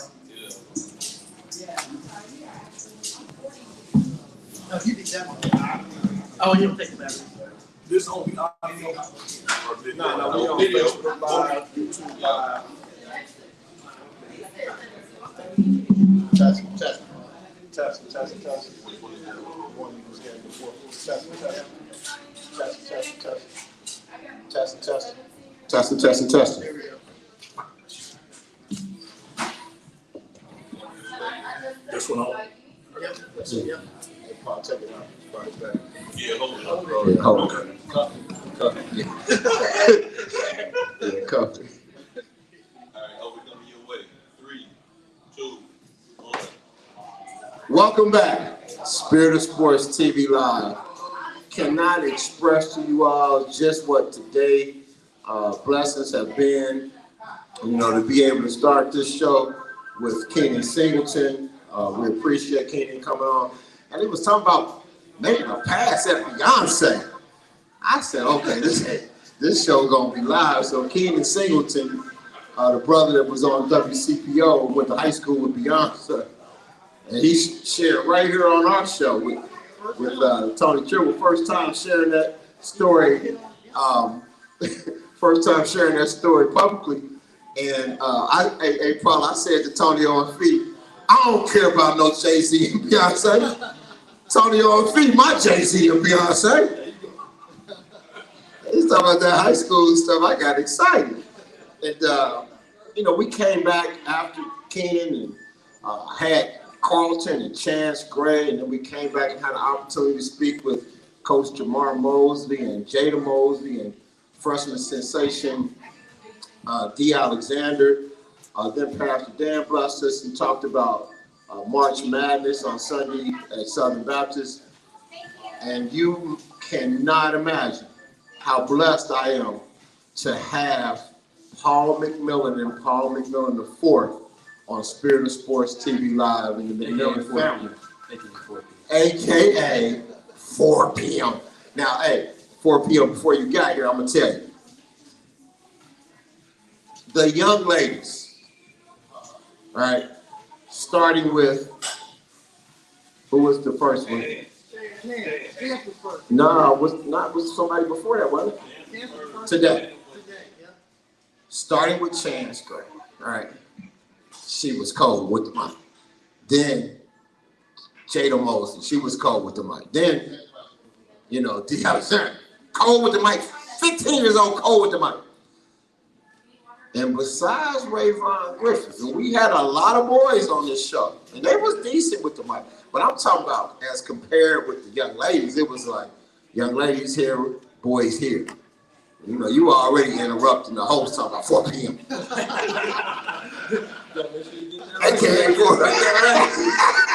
So I'm kind of feeling like you got some LeBron in you. You got some, he gonna be on that mic in him. You know what I mean? I got to start with your pops. And Paul, I ain't had a chance to kiss you on the cheek since COVID. I'm running from that. he was running from that before COVID. And I promised myself I'm not going to cry. I already cried earlier, but I'm not going to cry on this segment, I promise. But I do want to tell you how proud I am of you. I appreciate that. And the fierce competitiveness that's in your DNA, no matter what's on the table. I don't care if it's cards, I don't care if it's Cracker Jacks, I don't care what it is. We want to win. At all costs. And we're willing to pay the price. I want to talk to you about from whence you came to where you are today. What has driven you most, and how do you really instill that into your children? Man, I can tell you this. Mama always prayed. When I was in the streets, when I was doing what I was doing, when I was running with that crowd, Mama kept praying. And she always said, one day you're gonna turn around Well, what I didn't know was that I would meet my wife in college, and we was raised in the church. I was raised in the church. Even when I ran the streets, hustling on the streets, doing whatever it was I did as a young man, I still went and sat in church in the back of the church on Sunday. That was always instilled in us. Have a bunch of ministers, pastors, bishops in my family, but I still was hood. So, you know, to be honest with you, I never thought, and you know, God has a way of working his own plan in your life. So everything that I did growing up, it wasn't until I got to college that I met my wife. And then once I met my wife, I got back in church, like really back in church, which took me away from, because I always had 1 foot in, 1 foot out. I was in the streets, I was playing basketball, I went to church. So when I met my wife, it kind of brought this, you know, the prayers of my mother and grandmother and everybody and father, everybody that was praying for me to do the right thing. When I met my wife, it was like she was the person that brought that calm. And from that, it was like everything now is about family. So it's like, you know, we was always tight-knit in Mount Arvin growing up with all my boys, all my friends, everybody that you know. It's always been family oriented, but then it's a little different when you got something at stake, you know, when you're fighting for somebody else. And then as a young man, you really don't look at that until, you know, you get your own children, people you have to provide for, people that's counting on you or relying on you. So it just kind of brought a different piece and, you know, just made me go in a different direction. So that was it for me. Talk to me about, you know, let's go down the steps. Let's go back to Isaiah. Let's talk about Sierra. Let's go down the steps and how we got here to where we are with this character here, Mr. 4 p.m. So I ain't gonna take up all the time. I'll let y'all clown with 4 p.m. a little bit, but Paul has a unique outlook, because it wouldn't be a 4 p.m. if it wasn't a Sierra or Isaiah or a Miracle or Paul McDonough. I didn't mean to forget your Miracle. Right. So Paul had 3 siblings that played basketball before he even started playing on the team. You know, I have a daughter that played Division I. Have a son that went to school for free for basketball. His other sister, Miracle, she stopped playing. She played in high school and decided she was done with it. And then, of course, I played professionally and played Division I basketball. So, you know, he was kind of born in it. And all the mistakes that Amy and I made with our older children, we were able to fix those mistakes, and he's able to reap the benefits of all our failures with everybody else.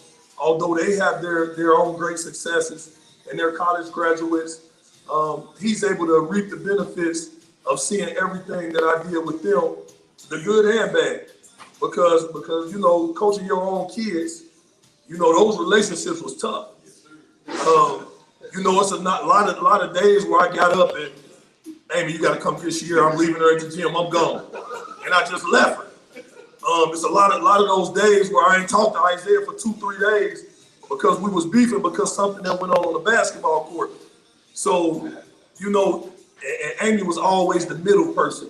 Oh, you ain't got to do it like that, you know. But, you know, being this parent, I always said, look, you deal with the academics and let me deal with the basketball. I don't want to hear nothing. But I still heard something, but that's amen for Amy. Everybody, amen for Amy. Yeah, amen for Amy. But Paul reaped the benefits of all the seeds that was sown by his siblings, you know, by myself, you know, by his mom. So he, you know, the prayers was that, you know, we get through this together, and he just was like, you know, they say stay close to Jesus' garment and something will fall off, right? Well, he got a little bit from everybody. So he got a little bit from everybody. So, I mean, it's easy to score 2,600 points. No, it's not. But I mean, he got everything from his brothers and sisters. It just kind of just fell down on him. But he, you know, to his credit, Pete did put the work in. He does put the work in. I mean, you know what he do. So, I mean, that's what it is. You know, you've grown. It's real hard for me to even call you Little P anymore. Like I wasn't on the 4 p.m. I'm like, I still call him Little P on Facebook. I do too. All my posts, Little P, they like, Little P. Yeah, but Little P gone. Yeah. Big P, 4 p.m., you know what I'm saying? You know what I'm saying? Not Little P no more, not Little P no more. Hey, look, you have successfully, in my eyes, you have successfully buried Little P, bro. You know, you were at a place, not just in your game, but in your maturity and leadership that is 4 p.m. Talk to us about what it's taken to get to where you are. Well, like you was just talking about, I had 3 older siblings that I did it before. So, growing up, my brother was on King James. So growing up seeing AJ Harris and Luke Kennard and Cal Ains and guys like that, VJ King and top players in the country, and seeing LeBron at the tournaments and things like that, it only pushed me to go harder and harder. And especially, I'm blessed to have a dad that had that now. You know what I mean? I already been through it and went to high school and played Division I, and played all over overseas. So anything I need to learn, I can easily learn from him. So really just having that support system around me that I already done it before, it just really helped me out a lot. Talk to me about, I'm sorry. No, I was just telling them. Put your mic up a little bit. They want to hear you. You know what I mean? They already see you. They want to hear you. Talk to me about your growth in leadership. And if we could go back to, being a freshman at Hughes to today leading a potential Division II champion. How did the leadership piece grow in you? From when I came in as a freshman, when I came in at Hughes, I played with 7 seniors. So they really just took me under their wings and really showed me the ropes and how this varsity stuff works. And going back to war for my sophomore year, it was pretty much a brand new team. With guys like Aaron Davis and Monte Webb and Devion May. So I had to step up and play that leadership role a little bit more. And then going into my junior year, I had to do it even more. But we had a better team and we had more chemistry the year before. And then really going out to Phoenix really helped me a lot. Talk to us about, what do you mean going out to Phoenix? A lot of people don't know what you're talking about there. Mm-hmm. Talk to me about going out to Phoenix. So for those of you who don't know, I went out to Hillcrest Prep for about 2.5, 3 months out there, where I played with guys like Chance Westry, Kamara Lands, big guy named Duke that's going to Arizona State. And, pretty much day in, day out, like I had to come in and lead, talk, direct guys, or you was going to be replaced, simple as that. Like, you playing with guys that's 5 stars all around you. You're not unlike high school, where you're pretty much just the only guy, you got 3 or 4, and sometimes even 5 to 6 guys that's that guy as well.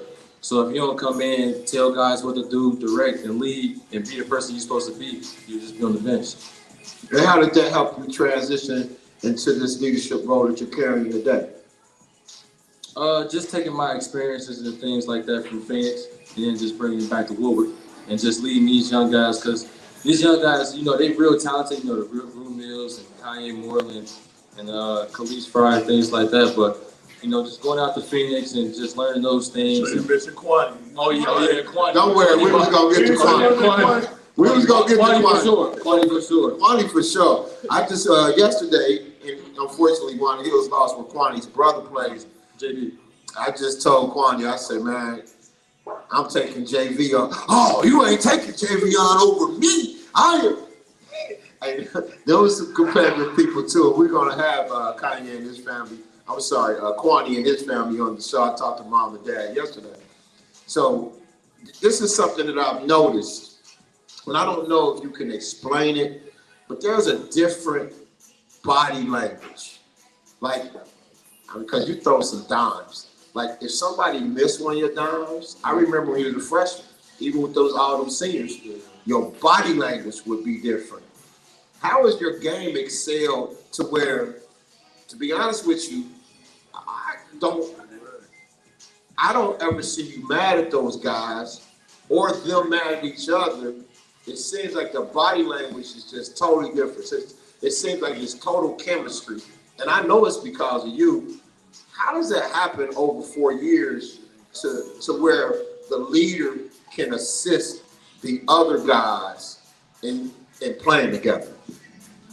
Really the biggest thing is experience. Like, my freshman year, I done played against the Marco Bradleys and, the Krayshawn Stringers in big time games, in front of thousands of people in the crowd. So, and then my sophomore year doing it again, junior year doing it again. Now coming into my senior year, it's pretty much easier because I done experienced those things for 3 years now. So, and these days at times with this generation, if you throw them a pass and they miss it, you get on them, then they'll break down, they'll shut down. So just really encourage them and tell them, oh, no, you good, next play. That just lift their spirits up, keep their spirits up. How about the defense? You ain't used to play defense like you play defense today. You was all right. But you locked down now. I played D. I've been playing D. You was all right. Why everybody say I don't play defense? Isaiah. I don't play defense? Zay, am I lying? Now though. I've been playing. How about then, Zay? How about then? It was good. So, oh man, that's big bucket stuff. I'll clean it up. I'll clean it up. Thank you, Paul. I'll clean it up. So here's the story. Here's the story behind Paul's defense. So Sierra was the best defender in the family. Sierra locked up. Sierra was tough. She locked up. We started out. This is the way I started teaching my kids to play, because this is the way the game was at that time. So I taught my kids how to do everything. Knock down a jump shot, lock up on defense, take a charge, dive foot. They can do everything. That started with Sierra. So Sierra was just like the glue girl. She can do a little bit of everything. She can score. She can get to the rim. She can make a mid-range jump shot. Her three was streaky, but she can hit an open three. But her strongest attribute was she can rebound and she can defend. So she did that. Then moved to Isaiah. Now Isaiah's on the team with all these other guys that's getting all the recognition for scoring. But he's doing everything else. He's getting them the ball, right? He's assisting. He's locking up. He's doing all the little stuff, but he's not getting all the recognition that he probably should get because the scorers are getting all the recognition. So we said, okay, with the next group of kids, we're going to teach them how to score first. They're going to put the ball in the basket first, and then we're going to gradually teach them everything else. So once he was getting 25, 30 points a game, now it's like, okay, let's add to that. Now you get in that lane. We know you can score it right there, but let's make sure you set somebody else up. Make the team happy. Now that dude just scored 2 buckets. Won't you switch off and guard him? So, like I said, he was he reaped the benefits of everything else with the older two. So, now he's playing defense like he's supposed to, but it started out because of, Sierra. Uncle, main thing of the game. Put the ball in the basket. Hey, Put the ball in the basket. Put the ball in the basket. I tell you, as Commissioner Reese enters the building, I tell you, I only brought up defense to transition to offense. I only brought up defense. On my notes it say, bring up defense so you can transition. Let's transition to what's important. Okay, look, we ain't sitting with no 500-point senior. Not no 1,000-point senior. Not no 1,500-point senior. Not no 2,000-point senior. This brother got over 2,600. Over 2,600 points on a basketball court. Your daddy was a gun, and not even he did that. Not even close. Your daddy's still a gun, by the way. Going up every time. Hey, he gonna shoot that thing. I ain't mad at him. When he played for me, I used to say, shoot, Paul. Right? He get the ball, I'll be like, shoot. What play we running? Shoot. You go shoot. They trying to tell me I can't coach. But I think I'm one of the best coaches ever. Because I identify talent and stick with it. Hey, bro, shoot. Let your shooter shoot. Hey, you ain't no good. Go screen for him. Hey, you shoot. That's good coaching. I learned from Bob Knight. That's good coaching. let's talk about how does it feel to be one of the top 7 scorers in Ohio high school basketball history. And to tell the truth, do you think about catching LeBron?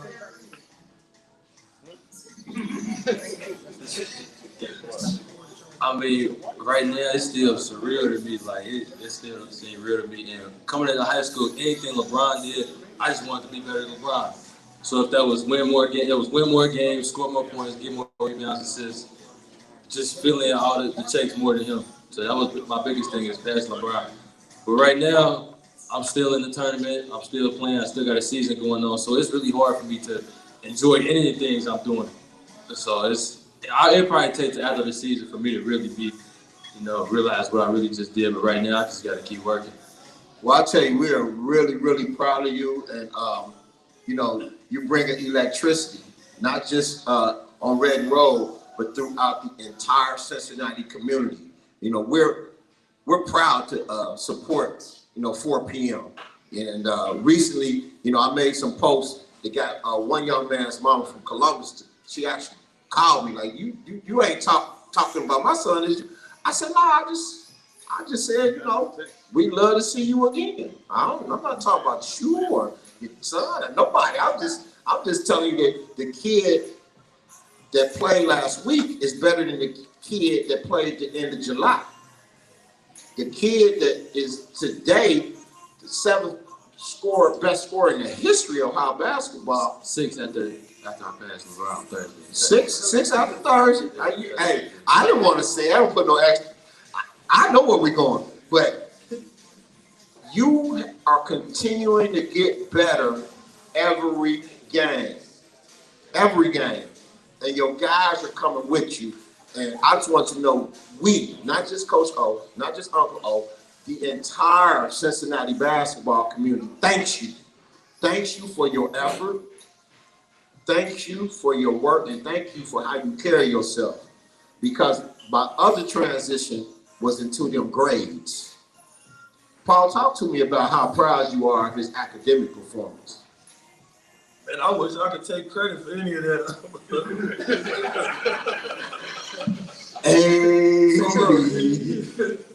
I was never a senior until like the last 3 weeks of my 4th year of high school. So my last 4 weeks of high school, that's when I became a senior. So what that means is I went to adult night school, I went to high school night school, I took all kinds of classes. I think I graduated with about a 1.6 maybe. Solid. Strong. Solid. Strong 1.6.5.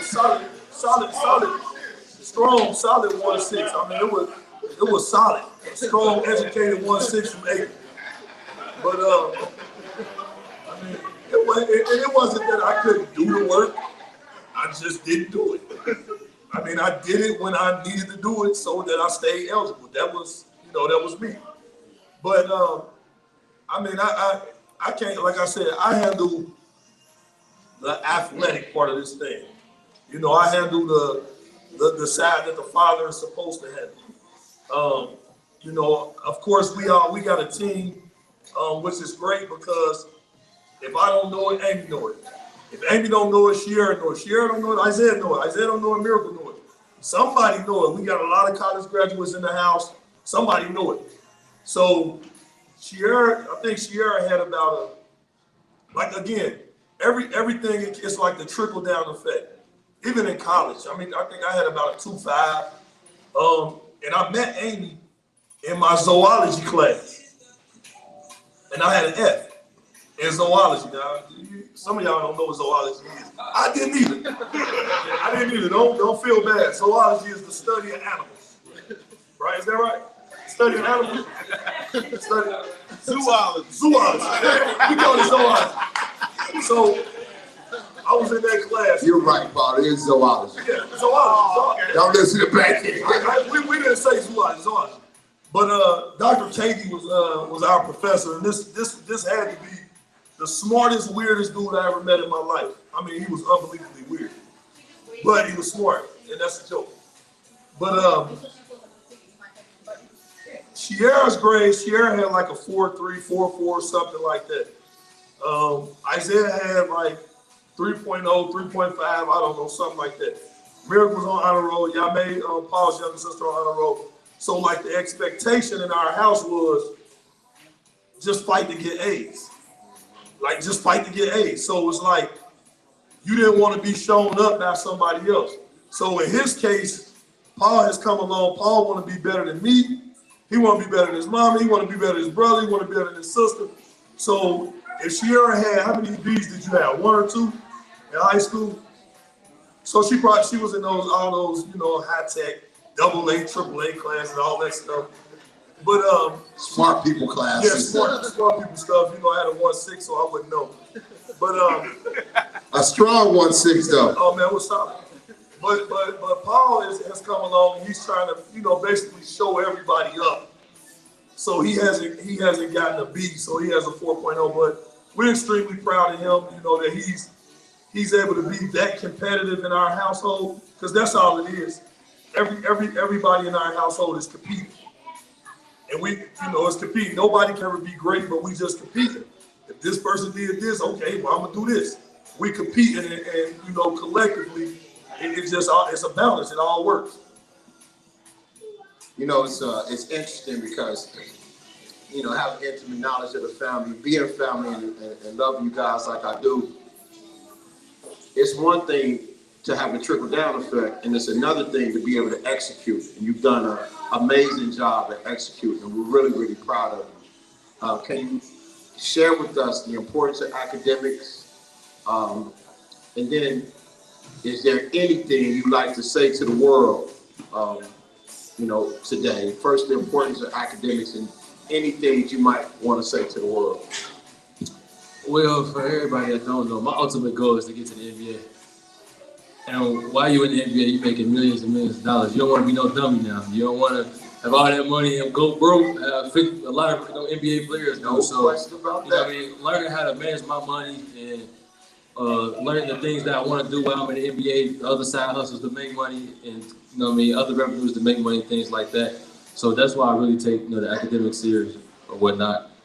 Then you said, well, I like to say to the world. If there's anything that you'd like to say to the world, just continue to be you and believe in yourself. Because when I came into high school, a lot of people, I remember going to a close friend in my house, and I sat down and talked to him. Even Coach Wyatt, when I came in and sat in Coach Wyatt the first day of school, I told him, like, Coach, we're gonna win a conference. I'm gonna win St. Michael Player of the Year. And I'm gonna average 25 points. I'm being the runner for Mr. Basketball and get ready to Player of the Year. Hold on. This is a true story. First day of school, he told Coach Wyatt, we're going to win the conference. I'm going to win Player of the Year. I'm going to average 25 points as a freshman. As a 9th grader. 15 years old. True story. 9th grader. 9th grader. True story. And then he looked at me, he was like, well, Paul, I don't know about that. Well, let's set your goals a little. Let's set your goals a little lower. Maybe 15 points, maybe 15. I don't know about that, Paul, but we keep working. So then I went over it was actually my dad's close friend. I ain't gonna say that. He knew who he is, though. I ain't gonna put him out there, though. He know who he is, though. You know who you are. Yeah, he know who he is. I did the same thing. Went over his house and told him, like, this. And then he was like, you just a freshman, Pete. Like, 15, 14, 13 points. Y'all win a couple games. Like, you be all right. I'm like, all right, I'm about to show everybody. Exactly what I'm about to do. So, that's pretty much, I just want to let everybody know is just be true to yourself and believe in yourself. Because a lot of people going to doubt you, say you ain't going to do this, and that. But if you believe in yourself and know you're going to do it, then do it. Coach P-Paul, what are you most proud of at 4 p.m. And is there anything you want to leave with the world? So I'm most proud of his perseverance, his determination, because like he's saying, I didn't even believe that he's gonna go right in and do 25 a game. I thought he'd do good, but I ain't think 25. And that's the thing. It was one person other than Paul. Your mama did. Thought that he could do everything that he's done, and they talk about it. So hey, make the vision clear and plain, put it on paper, right? So everything, and this is what we teach the kids. Everything that you plan to do, your goals, your objectives, everything that you plan to do, put it on paper and go back and look at it so you can be able to see it. So when you say 25 points a game, I'm like, all right, dude, I know we don't work. You got it in you. But me knowing the system, me knowing how things work, it's going to be tough to get a quarter, man, as a freshman. He believed it. Amy believed it. I knew he had the ability, but I'm like, 25, man. Nobody never did that. In the CMAC? As a freshman? Nobody never did that. They're going across your head when you go in there, man. And he like, nah, just before you cut up and. Yeah, man, no. I'm an average 25. Like, all right, dude, we'll do it then. I'm not going to doubt you. I'm not going to doubt you, but so I think the biggest thing that I'm proud of is that regardless of who thinks he's going to do what, when he puts his mind on something and he sets his goals and he has his mind set to something, he says he's going to do it, he do it. And that's just everything, and I'll say this, everything that's in his control and his power, he puts the best foot forward to do it. Faith without works is dead, right? The works is there, right?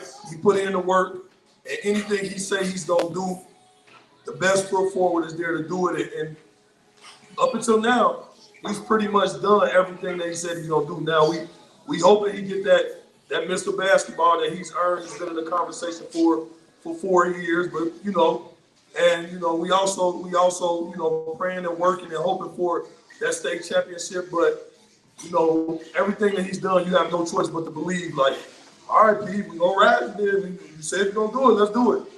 So that's what I'm most proud of Paul about. What I will lead to the world is family first. I always stay connected. The grind is real. Continue to grind with family. And I think it's a travesty that Coach Darrell Reddy Absolute is 23-1, right, in the CMAC, one of the toughest leagues in the state of Ohio. Coach Darrell Reddy was 23-1 in 2 years in the CMAC. Last year, he was robbed on CMAC Coach of the Year. I'm just putting it out there. It is what it is. He was robbed on CMAC Coach of the Year. Robbed. Lost one game in the CMAC last year. This year he wins Coach of the Year in the CMAC. Undefeated in the CMAC. Undefeated in the CMAC. Number 3 in the state, finishing up number 3 in the state, the final polls. Didn't lose to a team in the city of Cincinnati. And somehow he didn't get District 16 Coach of the Year. He didn't get the Southwest Ohio Coach of the Year. So, I mean, I don't know. I had to put that out there because just as we've watched Paul grow from freshman year, I've had the pleasure of watching Jarrell grow as a coach as well. So to not acknowledge and recognize someone that's putting the work in, I think is truly unfair. It's pretty bad to me. I've been so pissed about it. I haven't even made a comment to it. It's definitely disrespectful, and I'm just hopeful that the entire Bulldog Nation put them chips on them shoulders, make Roger Bacon play, make Hector and Alter play, make them all pay, make them pay, because it seems to me that the only way they're gonna respect it is we absolutely show them. Nobody's giving, they didn't respect you as a ninth grader, and I'm respecting you now. You got to absolute take it. I want to give the last word to Mama Bear. And if you would like to join us, and you can come and join us. If you want to just stay there, you can stay there. But you got the mic. Can you, she said she don't want to come. Can you share with us the final word on just how proud you are of your husband, your children, and 4 p.m.? I am Big Paul. And Big Paul. He said Big Paul. I am extremely my husband. You know, it's really hard to be a child, father, coach, player. That's not for the weak. It's a fine line between the two. And our family has been able to master it. So I am extremely proud at that and just so excited for 4 p.m. future. I started believing in him back in elementary school. I would ask the kids, well, what do you want to be when you grow up? What do you want to be? You got to be something, a firefighter or a teacher or something. And he said, all I want to do is play basketball. I want to play in the NBA. And I was like, well, you got to go to college. You got to get a 4-year degree. He was like, I don't have to go that far, but I can go into the NBA. And I said, prove to me that you don't have to get this 4-year degree. I want to see you do this and work hard at it. And he proved it to me, and I started believing in him. So take a chance on your kids. If they don't want to get a 4-year degree and they have something else in mind, take a chance on your children. That's what I leave with you. Wow. It's been a blessing. Thank you, Paul. Thank you, Big Paul, for joining us here on Spirit of Sports TV Live. We're going to be right back. We got a bonus half hour. We're going to be right back with Commissioner Alicia Reese, and we'll close out the show with Kicking It Willie Bobo. We'll be right back.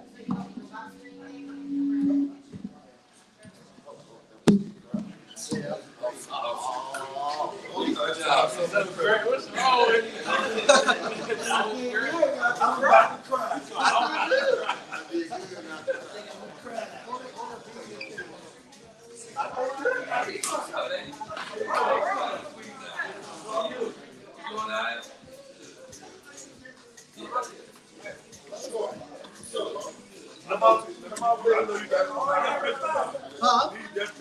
Oh, I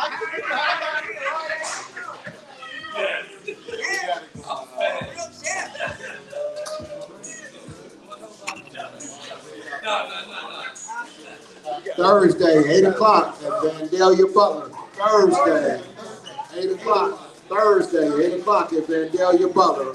Please get there.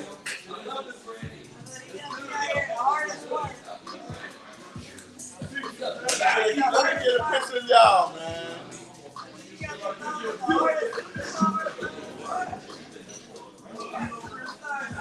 Oh, Mr. Davis. He don't hear me. Going on the second week.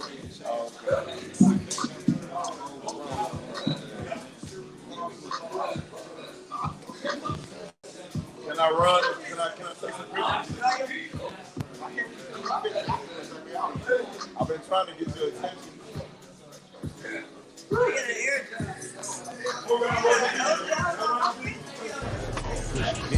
Hey guys, welcome back to Soul Food, located in Northgate Mall. Just doing a quick clean, 72 and 10 retro 11s. That's how they started. That's how your boy got them. Nice. Cop new hammers for my P. We don't want no peace. Got a spot.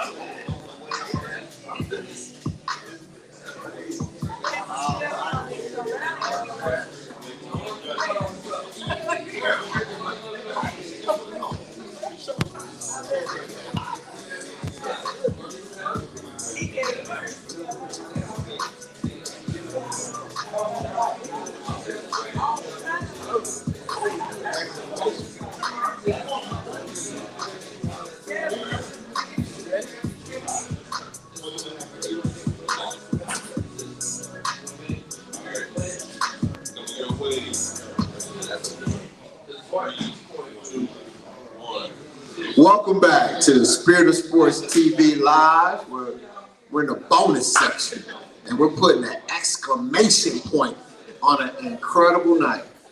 My sister, my friend, my family, Commissioner Alicia Reese. Alicia, people don't know just how, see, I'm old, so I can remember when you were dribbling that thing. People don't know just how athletic, not just yourself, but I mean even Pops. So talk about the athleticism and competitiveness in the Reese family. Talk about, I want to talk about skating. I want to talk about hoop. I want to talk about Grambling. There's so much to talk about. And I also want to talk about, the Hall of Fame. I don't want to miss that opportunity here. Share with us. Take us back. Who is Alicia Reese? Wow, first of all, Ozzy, thank you. You brought me on the hottest show. I said, my God. Fire. I thought my show was hot. Alicia Reese Soul Food, some of the hot sauce. You brought all kind of hot sauce. And it's Soul Food every Friday at 12. It's fire. I don't know. You got me in the overtime. I don't know about this. But no, Ozzy, first of all, I want to just give you a huge shout out because there are people that want to help the community, but you are the community. This is what you love. Everybody said, this is Ozzy. He just loves people. And I just want to just thank you for all that you do and just being you for our community, for our city, for our state, for our country. Thank you. But yeah, I played basketball. I grew up in a household of athletes, and really my style as it relates to how I govern, I got a lot of that from athletics. And so my father, he played basketball at Withrow High School, and I see the pictures. He's very competitive and talked a lot. He talked that stuff on the court, point guard. And he would tell me about Withrow versus Taft. And he even recently we were at Withrow, and Bernadette Watson's husband came in with a huge big red jacket. Thomas's big red jacket. And he came to Withrow, but he came because I had the 513 relief bus. He was getting his booster shot, but he walked up there in Withrow with the jacket, and my dad had to remind him. He had that on at your dad's naming ceremony too. Nick the Barber did that. Nick the Barber did that jacket. Oh my God. Yeah, so but he reminded him how Withrow whooped Hughes back then, and they reminisced and all that kind Coach of stuff. Berto. Sorry about that. Heard I gotta tell the truth, but he said it wasn't even close. But growing up, my father was in basketball, but he was really a very, very good baseball player. And shout out to Handy Matthews. Mr. Matthews is almost 90 years old Coach now. Matthews. Still Shout alive. out Coach Matthews. He was a police officer. He took my dad and took the team, created nine-hole baseball. But the reason that he didn't want to continue with baseball, even though they wanted him to have a tryout with the Reds and everything, is because he felt like the crowd wasn't there. Basketball, the crowd was there. And my brother followed in those footsteps, made the same mistake. He was really, really good at baseball too. Steve. And was asked to have a tryout, but he wanted to play basketball because the crowd was there. And so both my brother and my dad, their shooting style. My brother, he shoot more like a line drive, but he can hit them threes and they go in. My dad used to tell me, line drives cannot go in, but my brother, the line drive. Now my dad, he gonna get a Hailmaker. He go all the way to the rooftop and it comes down. I mean, his arch is incredible. So just growing up with my father, I ended up going to Withrow to play basketball. And I'm gonna be honest with you, I was not a great basketball player. In junior high school, I played volleyball, and I thought volleyball was going to hit. And my friend said in junior high, let's go out for basketball. I said, well, we friends, let's go out. I didn't know why we had two baskets. I didn't know nothing about the game. I ain't gonna lie. But I went, and they let me in the last 30 seconds. And I ended up running down the wrong way. And they were saying no. I thought they were saying go, right? And that was when I learned an important lesson with my dad. He said, listen, in this house, in the Reese house, as he says, we don't tell you what to do. I ain't gonna tell you what to do, But whatever you do, you got to be the best you can be at it. We don't waste time in this house. So I said, you know, the coach said in the at the ceremony that Reese will never play high school basketball. I'm driven when you say I can't do something. And so now I'm like DJ Khaled. You say I can't play, now I got to play. Now I got to play. So my dad got up, even after owning the business, he got up every morning at 5 a.m. with me at Westwood Elementary, because we lived on the west side back there, and taught me the game. He said, whatever you get into, anything you get in, you got to know the rules of the game. And so I use that even in politics. I don't go into an office. When I get elected, even like at the county, I'm trying to learn the rules. How's the budget? How do we get the budget? Where is the budget? What is the rules? What can we do? What can't we do? So I want to know the rules of the game. So he taught me while we had 2 baskets, point guard, everything. So I go try out for Withrow. Now my homegirl supposed to be with me. First thing she said, tryouts. I'm gonna take Reese. Big mistake. Reese ain't the same Reese that left junior high school. And I went to work. And so I ended up being on the junior varsity, playing varsity. But my coach and my dad was like a legend at Withrow. And it was hard coming into that. Already I'm coming from the west side, going to school on the east side. I went there because I had taken Spanish since the 1st grade. So I was in the International Studies Academy, so I had to take 2 metros to get to school. So I'm coming in there, my dad got this, you know, bigger than life thing. My coach was kind of like not the best basketball player my dad was, so he tried to prove your daughter ain't no good. So I had to take all that on. And so when he said I wasn't gonna be no good, then I got to be good. I probably would have been mediocre. And so that's what drove me through my whole career. And I ended up being all Southwest Ohio, in the top 10 in the state, leading in assists. He would say, oh, your daughter not gonna play college. I wasn't thinking about playing college, but now I got to play college. So I ended up, I had a lot of offers. I was gonna go to Brown University, Ivy League college. And at the last minute, I told my father, I said, you know, Daddy, I want to go to an HBCU. He said, wait a minute, you ain't been on tours.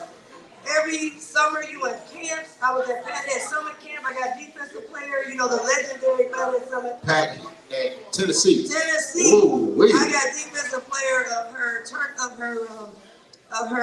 camp. So you talk about defense. I was a heck of a defensive player now.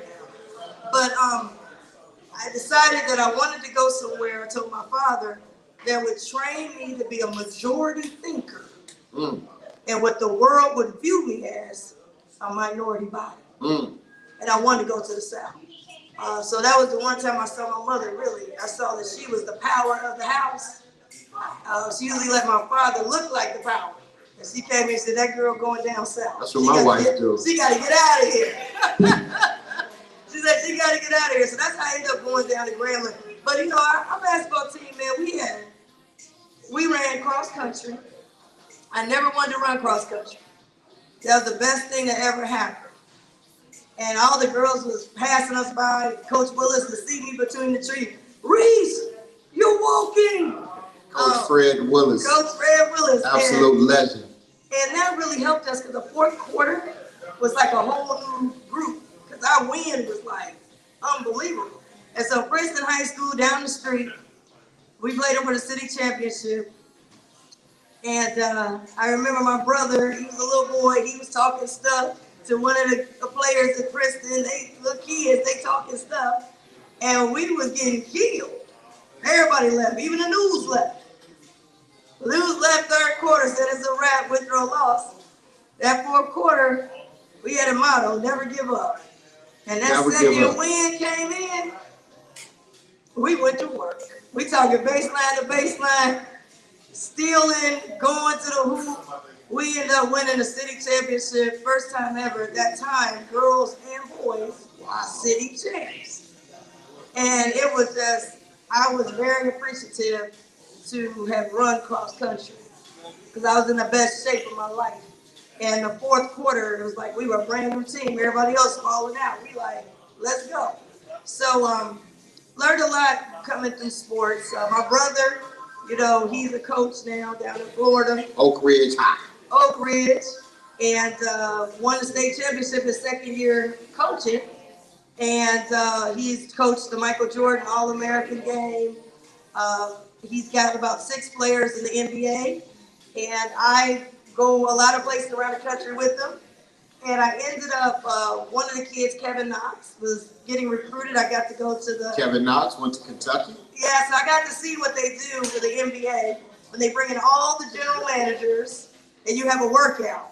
And my brother said, I need you to come down to Miami. I said, okay. And he says, by the way, you're going to be the public relations representative for him. And I'm like, I am? So I got my briefcase, and I ended up going to the NBA draft.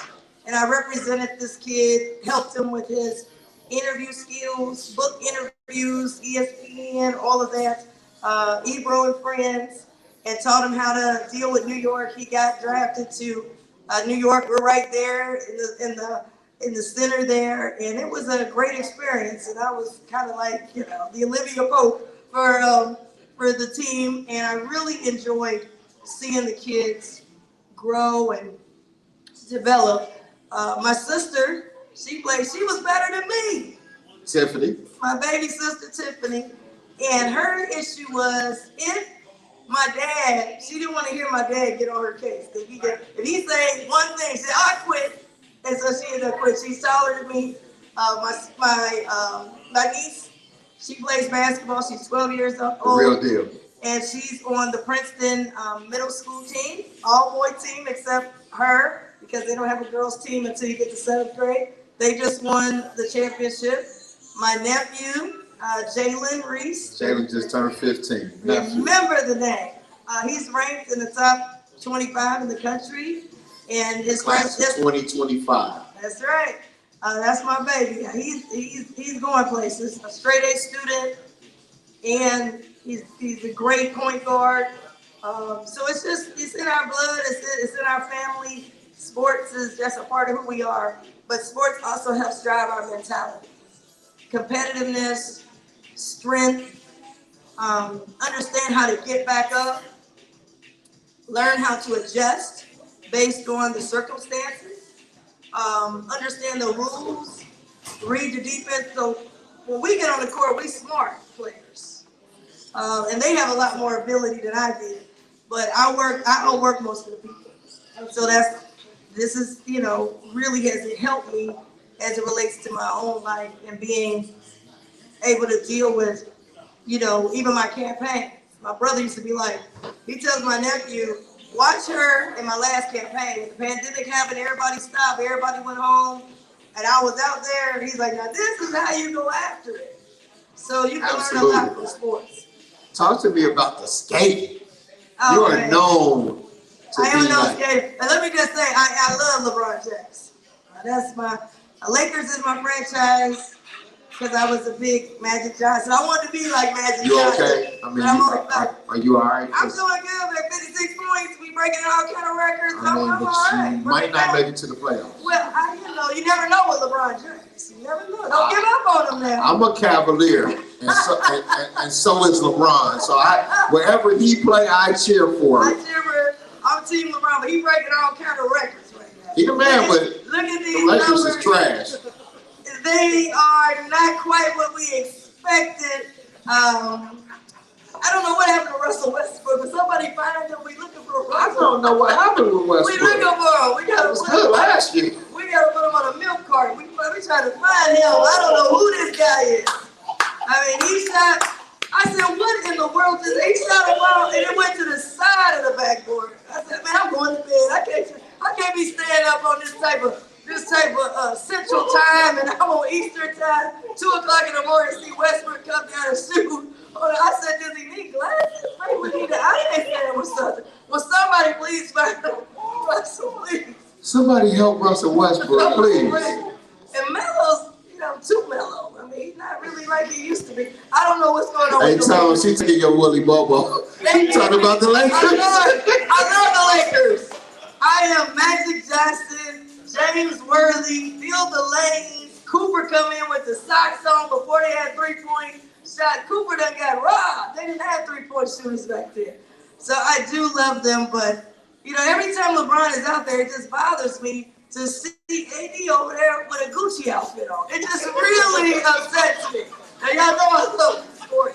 It really makes me mad. AD be chilling. He dressed to the nines, but and the poor LeBron is carrying everybody on his back. I mean, he making layups now. I mean, come on, it's just too much for LeBron. They did it to him in Cleveland. Everybody was coming in outfits, sitting around. I don't know what it is, but my guy LeBron shows up, everybody wants to take a vacation. This is just too much for me. Michael Jordan would not put up with this kind of mess. He would not put up with it. I'm sorry. You're right about that. He would not put up. And AD neither would comes Kobe. in, I'm like, he's on a runway. What is AD doing? It upsets me very much. It really does. So anyway, I don't like the way they're beating up my guy, LeBron. But I do think he's going to stand there until we get Bronny, and we're going to make history. Oh, they're coming back home. We're going to break these records. No, we're coming back home. Might be back home. Wherever they are with them. Come back home, Bron. And Come back home. we're going to break these records. We're going to keep breaking records. That's what we're doing now. Hey, 4 p.m. Bron gonna keep breaking records, and we gonna keep breaking his record. I like that. Yes. That's what we gonna do. Yes. That's He make them, and we break them. I like it. And we coming at you Thursday, Bron. Let's do it. I love it. Tweet that. We coming at you, Bron, Thursday. Then we'll have Just a Kid from Cincinnati. That'll be the new thing. Just a Kid from Cincinnati. Just a kid from Cincinnati. Just a Kid from Cincinnati. But I want to say that also. Word of Deliverance's finest. Hallelujah. Bishop Bobby, I got it in. You all got it in, Bishop Bobby. Wait a minute. God did that thing. God did that Y'all gonna get me in trouble when I go to work tomorrow. You know, you work at the county, chief of staff. I'm gonna be in all kind of trouble coming in here, messing around with those. But I do believe God did that thing. Oh no, we do believe that. Ain't no doubt about that. He did that thing. But yeah, so I will just say All-Star game. It was great to see 2 people from Ohio, Curry, lighting it up, LeBron with the turnaround signature shot on the buzzer. Ooh, for the game winner. That's his signature move. And both of them from Ohio. I'm glad to see them on the same team so we can do something. In Cleveland. I don't care where they are. I'm with them. Wherever they go, just tell Curry that. Don't be out there like AD with a suit on there on the sideline. We want you to play. We got to put that in the contract. Are you going to talk to me about Okay, let's talk about roller skating. Let's talk about roller skating. I digress. I do appreciate talking about LeBron. I digress. Roller skating. What do you want to know about it? I just want to know, like, I know you are like queen roller skate now. How did you get into it? Yeah. And what does it do for you? Because it motivates me when we're at an Alicia Reese skating event. Yeah, so my mom, that was her time with us. She roller skated every Sunday after church. She would take us skating. My dad started out, but he couldn't skate. He fell down once, and then he said he'll stay home. So mom would take us out skating, and that was our time. Now, I'll tell you this, my brother gonna kill me for telling you this. My brother was really bow-legged. I mean, really, really badly bow-legged. And the doctor said we're gonna break his leg. I mean, even when he was like Humpty Dumpty walking. And my mom said, no, we're not breaking his leg. I'm taking him skating. And the skates were so heavy. And my brother, to this day, you can never know he was bow-legged. And that's how, when you look at skating, what it can do. My brother, my sister, and I all can really skate. And my mom and I went all over the country skating. And so when I went all over the country, when I first started skating, I wasn't soul skating, I was speed skating. And that's when they had Stacy Lattisaw, Johnny Gill at the Gardens. But then I went to a late night. I saw people that looked like me, and they had some rhythm. I said, oh, wait a minute. So I started soul skating.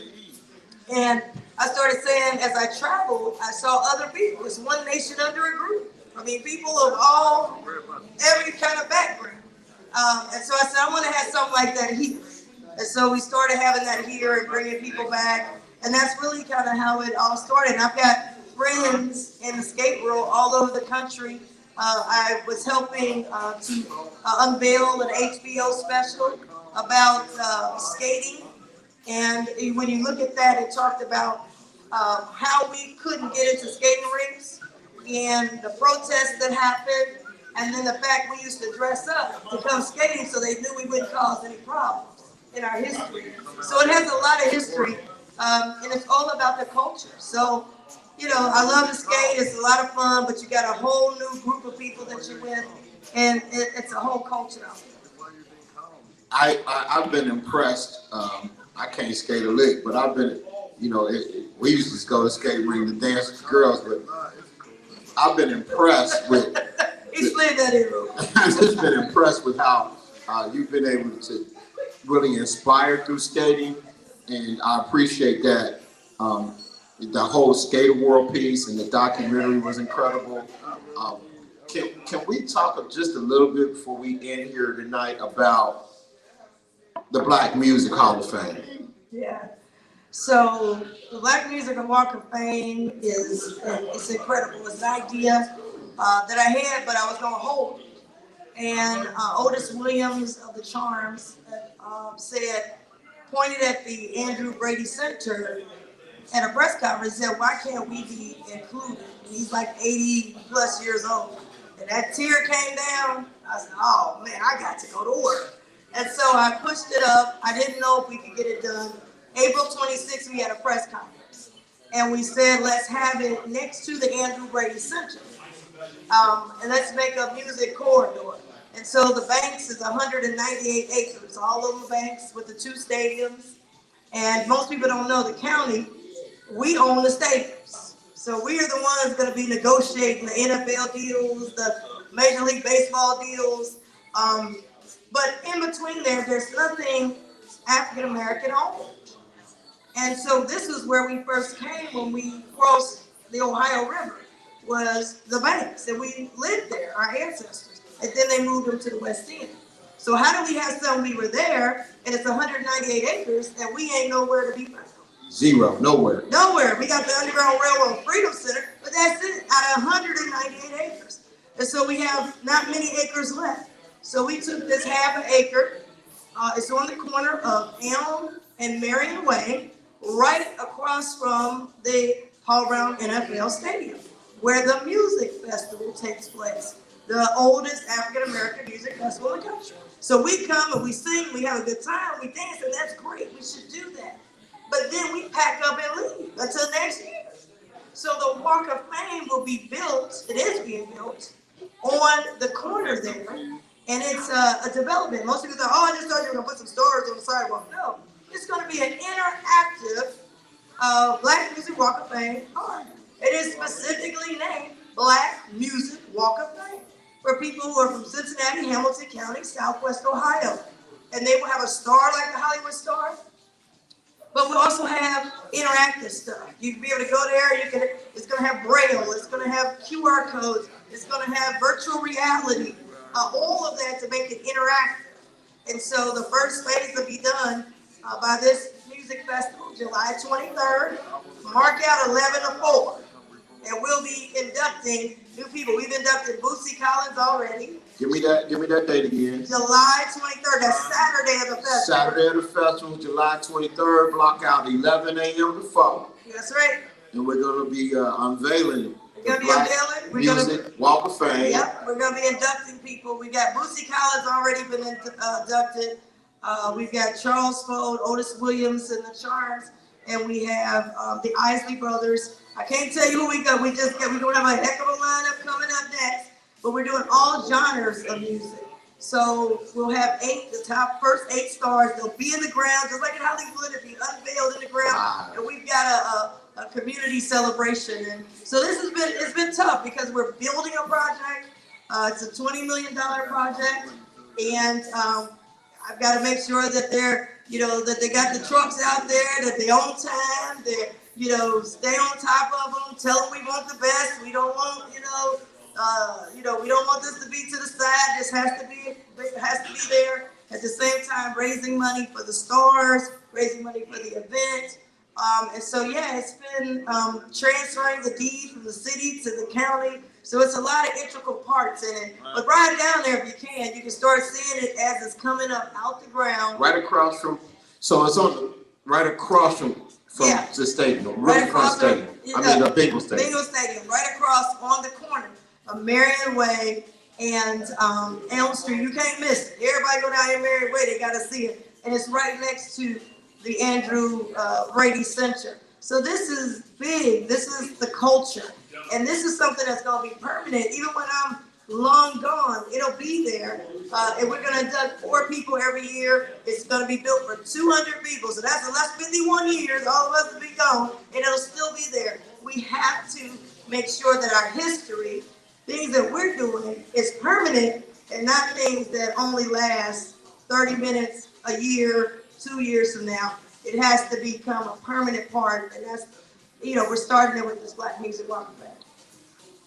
I personally want to thank you. Nobody goes harder. Nobody cares more about Black people than Alicia Reese. I know, and I wanted you to come here tonight because I know the foundation is that competitiveness that's bred in sports. We're going to have you back. I want to spend more time talking about Pops. I want to spend more time talking about the Florida Rebels and Little Steve and Little Jalen. We're going to definitely have you back. We appreciate you coming here tonight. I see you got your Grambling jacket on. GSU, baby. We're really excited. Is there anything you'd like to share with the world before we close out this segment? Yeah, I just want to thank you all so much. Thank you for that. I come on a lot of shoulders before me, and I think it's so important that we're the only culture that has the old versus new. No other culture does that. We got to have a foundation. You always want to connect our history, our foundation to the future. And that's the only way we go forward. Otherwise, we're on a merry-go-round starting over. And so I'm not looking to waste time to start over. I'm looking to make a path ahead so the next person can even get further than that.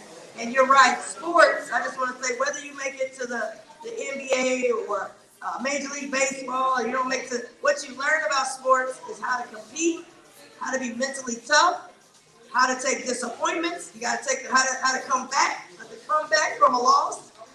You get all of those things from sports. So when they told me you can't do this Black Music Walk of Fame, and I said, I know what that is. You can't play basketball in high school. Now I gotta play basketball. Right, you can't go to college. Now I gotta play at college. Yeah. You can't build a Black Music Walk of Fame. Now I got to build a Black Music Walk of Fame. So it's that mental toughness, and I just want to give a shout out to all the coaches, to the players, to the moms, dads, grandmas, honorary family members that take the time with our youth. So thank you. God bless you. And this place got the best. I know y'all love the wings, but that macaroni and cheese and greens. Ooh, I'm having some of that tonight. I ain't gonna stop. You know what I'm saying? Please give Commissioner Reese a round of applause. Commissioner Alicia Reese. We're gonna be right back. We're gonna close out this bonus segment with Coach AD and Kicking the Willie Bobo. We'll be right back.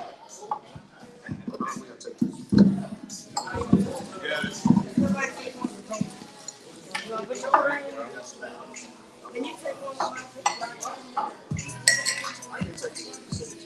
Oh, you gonna take it. Oh, he gonna take it. He gonna take it. I'll run it out.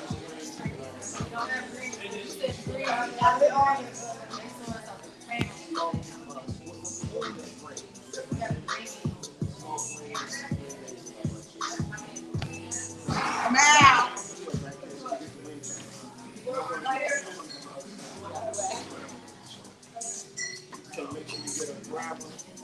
Get the gram. Get the gram. You can't tell the gram. You see the wings from the top. Y'all know that. Look at this smile, man. You happy? Give me one more. Right up here at the top. I think you and Diddy gonna fight over that name. He got his little. That's you. Oh, yeah, he ain't doing it hard enough. All right, baby. Come on, Tom. No, that's not regular meat. I don't even know what who told you to When you get her down,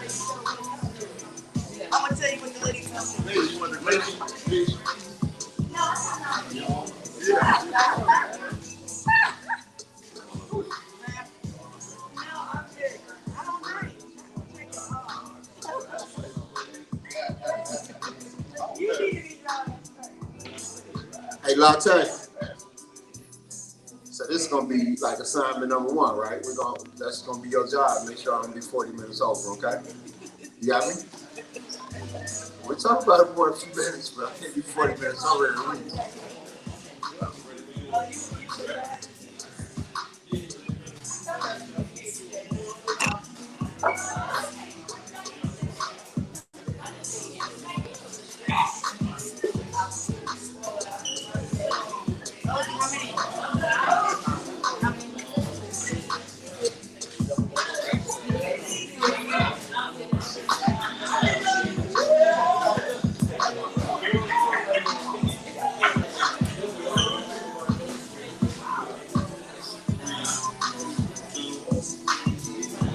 Wow, what a night. What a night. We want to thank Wing Champ. We want to thank Miss Kitty and Miss CC. And we want to thank Chef Sean and Chef Charles. And we want to thank all of you for joining us here at Wing Champs on Spirit of Sports TV Live. You got a bonus 50 minutes.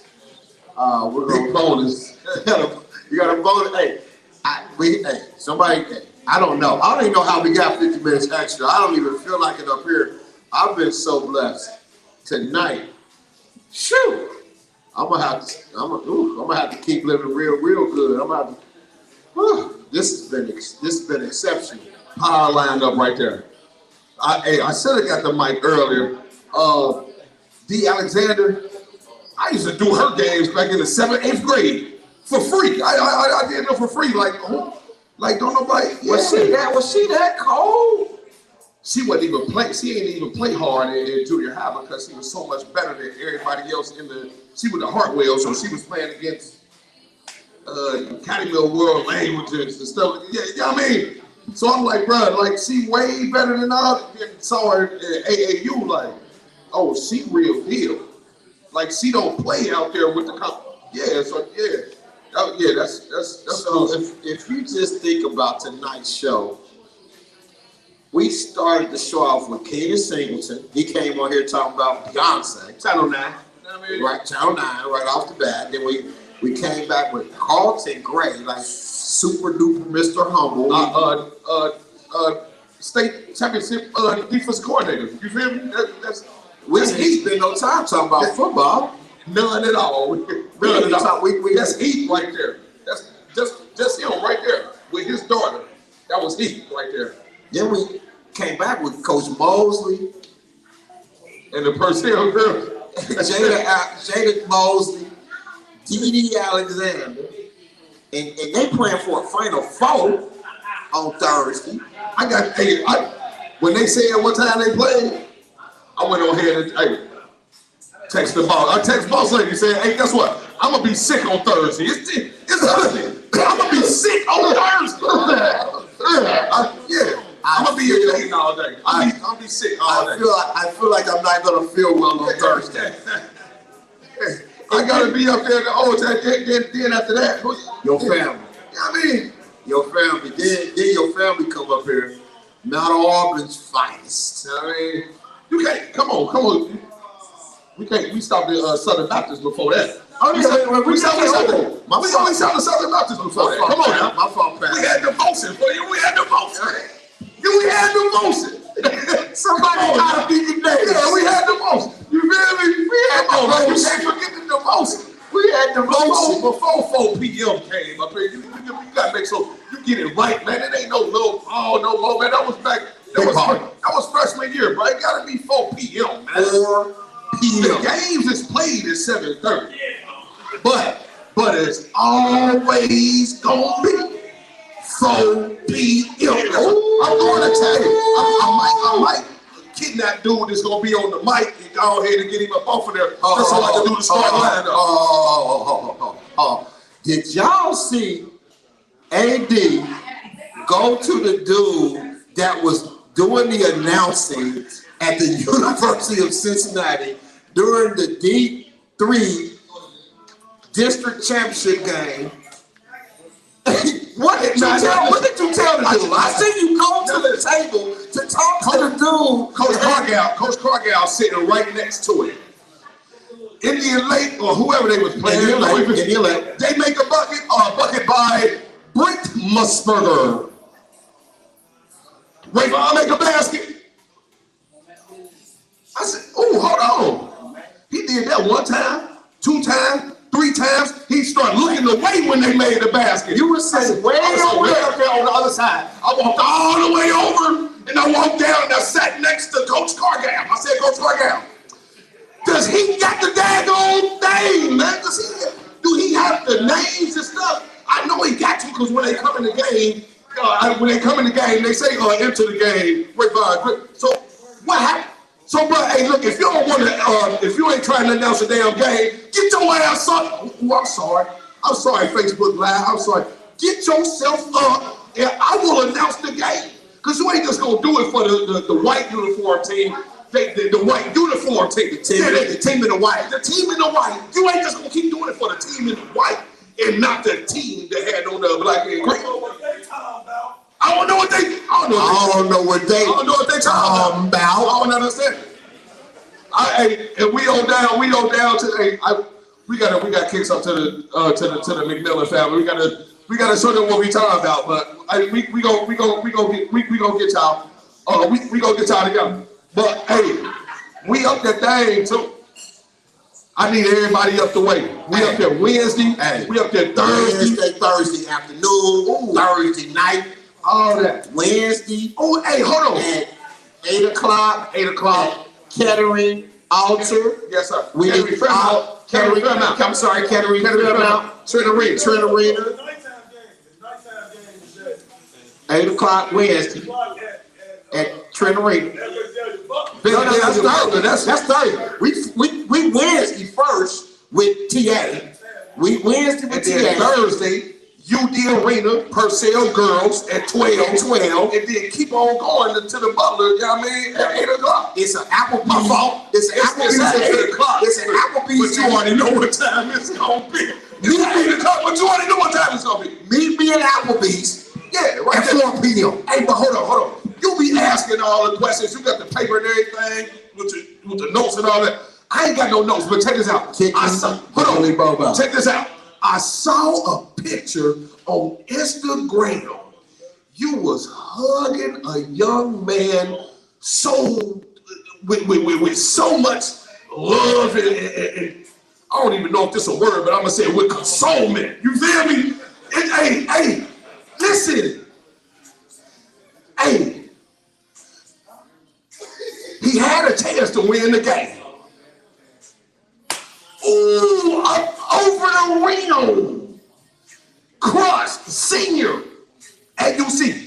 Now that hug came from a different place. Explain to us, explain to the world how that hug came about and how you felt, what you felt for that young man at that time. You know, Coach George Jackson says that my personal game was like Draymond Green in high school. Yes, sir. You know, I feel for Kellen Porter because in 1983, the district finals was Walnut Hills High School versus Roger Bacon. Millett Hall. I was 9. Millett Hall. I was at that thing too. I had already committed to go play football in Oxford. I smoked that jumper. He smoked the whole pack. Missed the game winner. I was smoked that jump 12 feet straight ahead, uncontested. 12 feet straight ahead, uncontested. That's a practice jump shot for 4 p.m. That's a practice jump shot. I should have never had the ball. I was a screener, a rebound. I should have never had the ball. Where was Jimmy Latham? Where was Jimmy? Double teamed. I was uncontested because Jimmy Latham was double teamed. They played such good defense that I had to rock. That pass from Tyler McKinley. Ooh, wee! Whatever Cardo drew up, I know it wasn't. Hold on, and my fault. It wasn't good for that bounce ball. I swear. I know Cardo. He didn't throw up. Hold on. He didn't throw up past the ball to count. He might have. Hold on, listen. He drew up. He drew up. Let's go. Don't win the game, Tyler. Let's go back just a little bit. Hold on. Because that young man, he called 2 excellent timeouts and called 2 excellent damn play. Hey, come here, y'all. Hey. Yeah. Why is he standing up, though? Yes, sir. No, I was coaching right there. He hit him with the play on the play. And listen, he went out there. Tyler scored that one easy. Tyler McKinley is a monster. Hold on, easy. So look. He'll be here next week. So now the second one, they knew they was going to triple team Cuz. And that's what they did. And he bounced past the Cuz just like you. Wide open. And now your man threw, hey, KP. I have seen Kellen Porter make that same shot 1,000 times. 4 years. You know, I know all their games. I fell for it. When they were struggling against Princeton, they was only up 3. It was a Kellen Porter, right to left hand cross, 2 dribble, left hand layup that gave Walnut Hills 5 points. That opened up the 4th quarter. Tyler dunked the ball. It was up 7. Princeton was gone home. It was if not for Ozzie Davis in 1983 sending Byron Larkin home in the district the sectional finals at Anderson with them 2 free throws with the whole motor, the entire Motor Nation talking about fat boy. I could barely feel my knees. Hey man, I'm 57 years old. I'm talking about something that happened to me 40 years ago, and I'm telling you, I could barely feel my knees when I was walking up to that free throw line. But I looked at Byron. He was a junior, and I said, Byron, season's over. Baseball season. Fat boy. Swoosh. That second one, hey, because if I miss this second one, we don't go to Oxford. Where I smoked that jumper. We don't even go. That second one, I'm still nervous. Because at this point, me and Byron, we went to prom together. That's a whole nother story. We took 2 young ladies to prom together. When he was a junior and I was a senior, me and Byron went to Walnut Hills prom together. And I say, Byron, it's time to go fishing. Get your fishing pole out. Because Byron wasn't playing no baseball. That was Barry. And Byron wasn't doing no track because he was lazy. Byron was about to start shooting because Byron Larkin is Xavier's all-time leading scorer today. And I'm saying his name loud and proud because you can ask him. Ask him. Who sent you home? Oh, man, Ozzie, you been talking to Ozzie? Yeah, but that next week, I smoked that jumper. How many more points? We ain't never said how many more points 4 p.m. need to pass Brock. I think it's 17, 18. I thought it was 16, but you know what I mean? How many you pass? 16 times and 17 passes. 17 points against Roger Bacon is like, bro, in his sleep. Chill, bro. He said 25. He ain't no freshman no more. He said 25 was freshman. Now, right now, you don't really play like that. Right now, he played to win. Now, he played to win because Brian just had 56 the other night, so I think he ain't got to try to top that, but I mean, he just looked impressive. I'm just telling you. He just looked impressive. I'm just telling you. His game today is I can have 14 on Thursday and pass Bron on Saturday. That's how he play. We get that out the way first half. We get that out the way first half. We gonna get Bron out the way first half so we can go ahead and concentrate on the y'all mean, bro. Hey, come on, man. Ladies and gentlemen. Y'all don't even know what it is, bro. If you could see what I see. Put the phones up, man. If you could see what I see, the entire McMillan family going, y'all crazy? We about to talk about it. I mean, the first half, we start thinking, first half. Hey, Paul is sitting over there. Paul, the old Paul, he ain't say nothing. But the rest of them was all like, what you talking about, huh? First Sack, get it over with. Sack. Yes, sir. Hey, look at here. We really, really appreciate y'all. Y'all got a bonus 57 minutes. I know my boss, Dave McClendon Productions is gonna get me. Hold on, one more thing, my fault. Hey, Roger Bacon, I know they don't want me to do this, but guess what? Hey, pitchers and catchers, they report on Friday. So, because it's gonna be, pitchers and catchers reporting on Friday. I was just letting y'all know, it's about that time. On Friday, go ahead and get your arms warm, you know what I mean? We have that batting stands together, because guess what? Baseball season. It's not that time. Motherfucker, go ahead and close out. We have confessed to our CMAC bias. And hey, Jesse Eubanks, can you be in the gym on Sunday at 10:30, please, sir? We appreciate that. Jesse Eubanks, we need you in the gym with Kyron and Baby J on Sunday at 10:30, son. Please. Please still be there.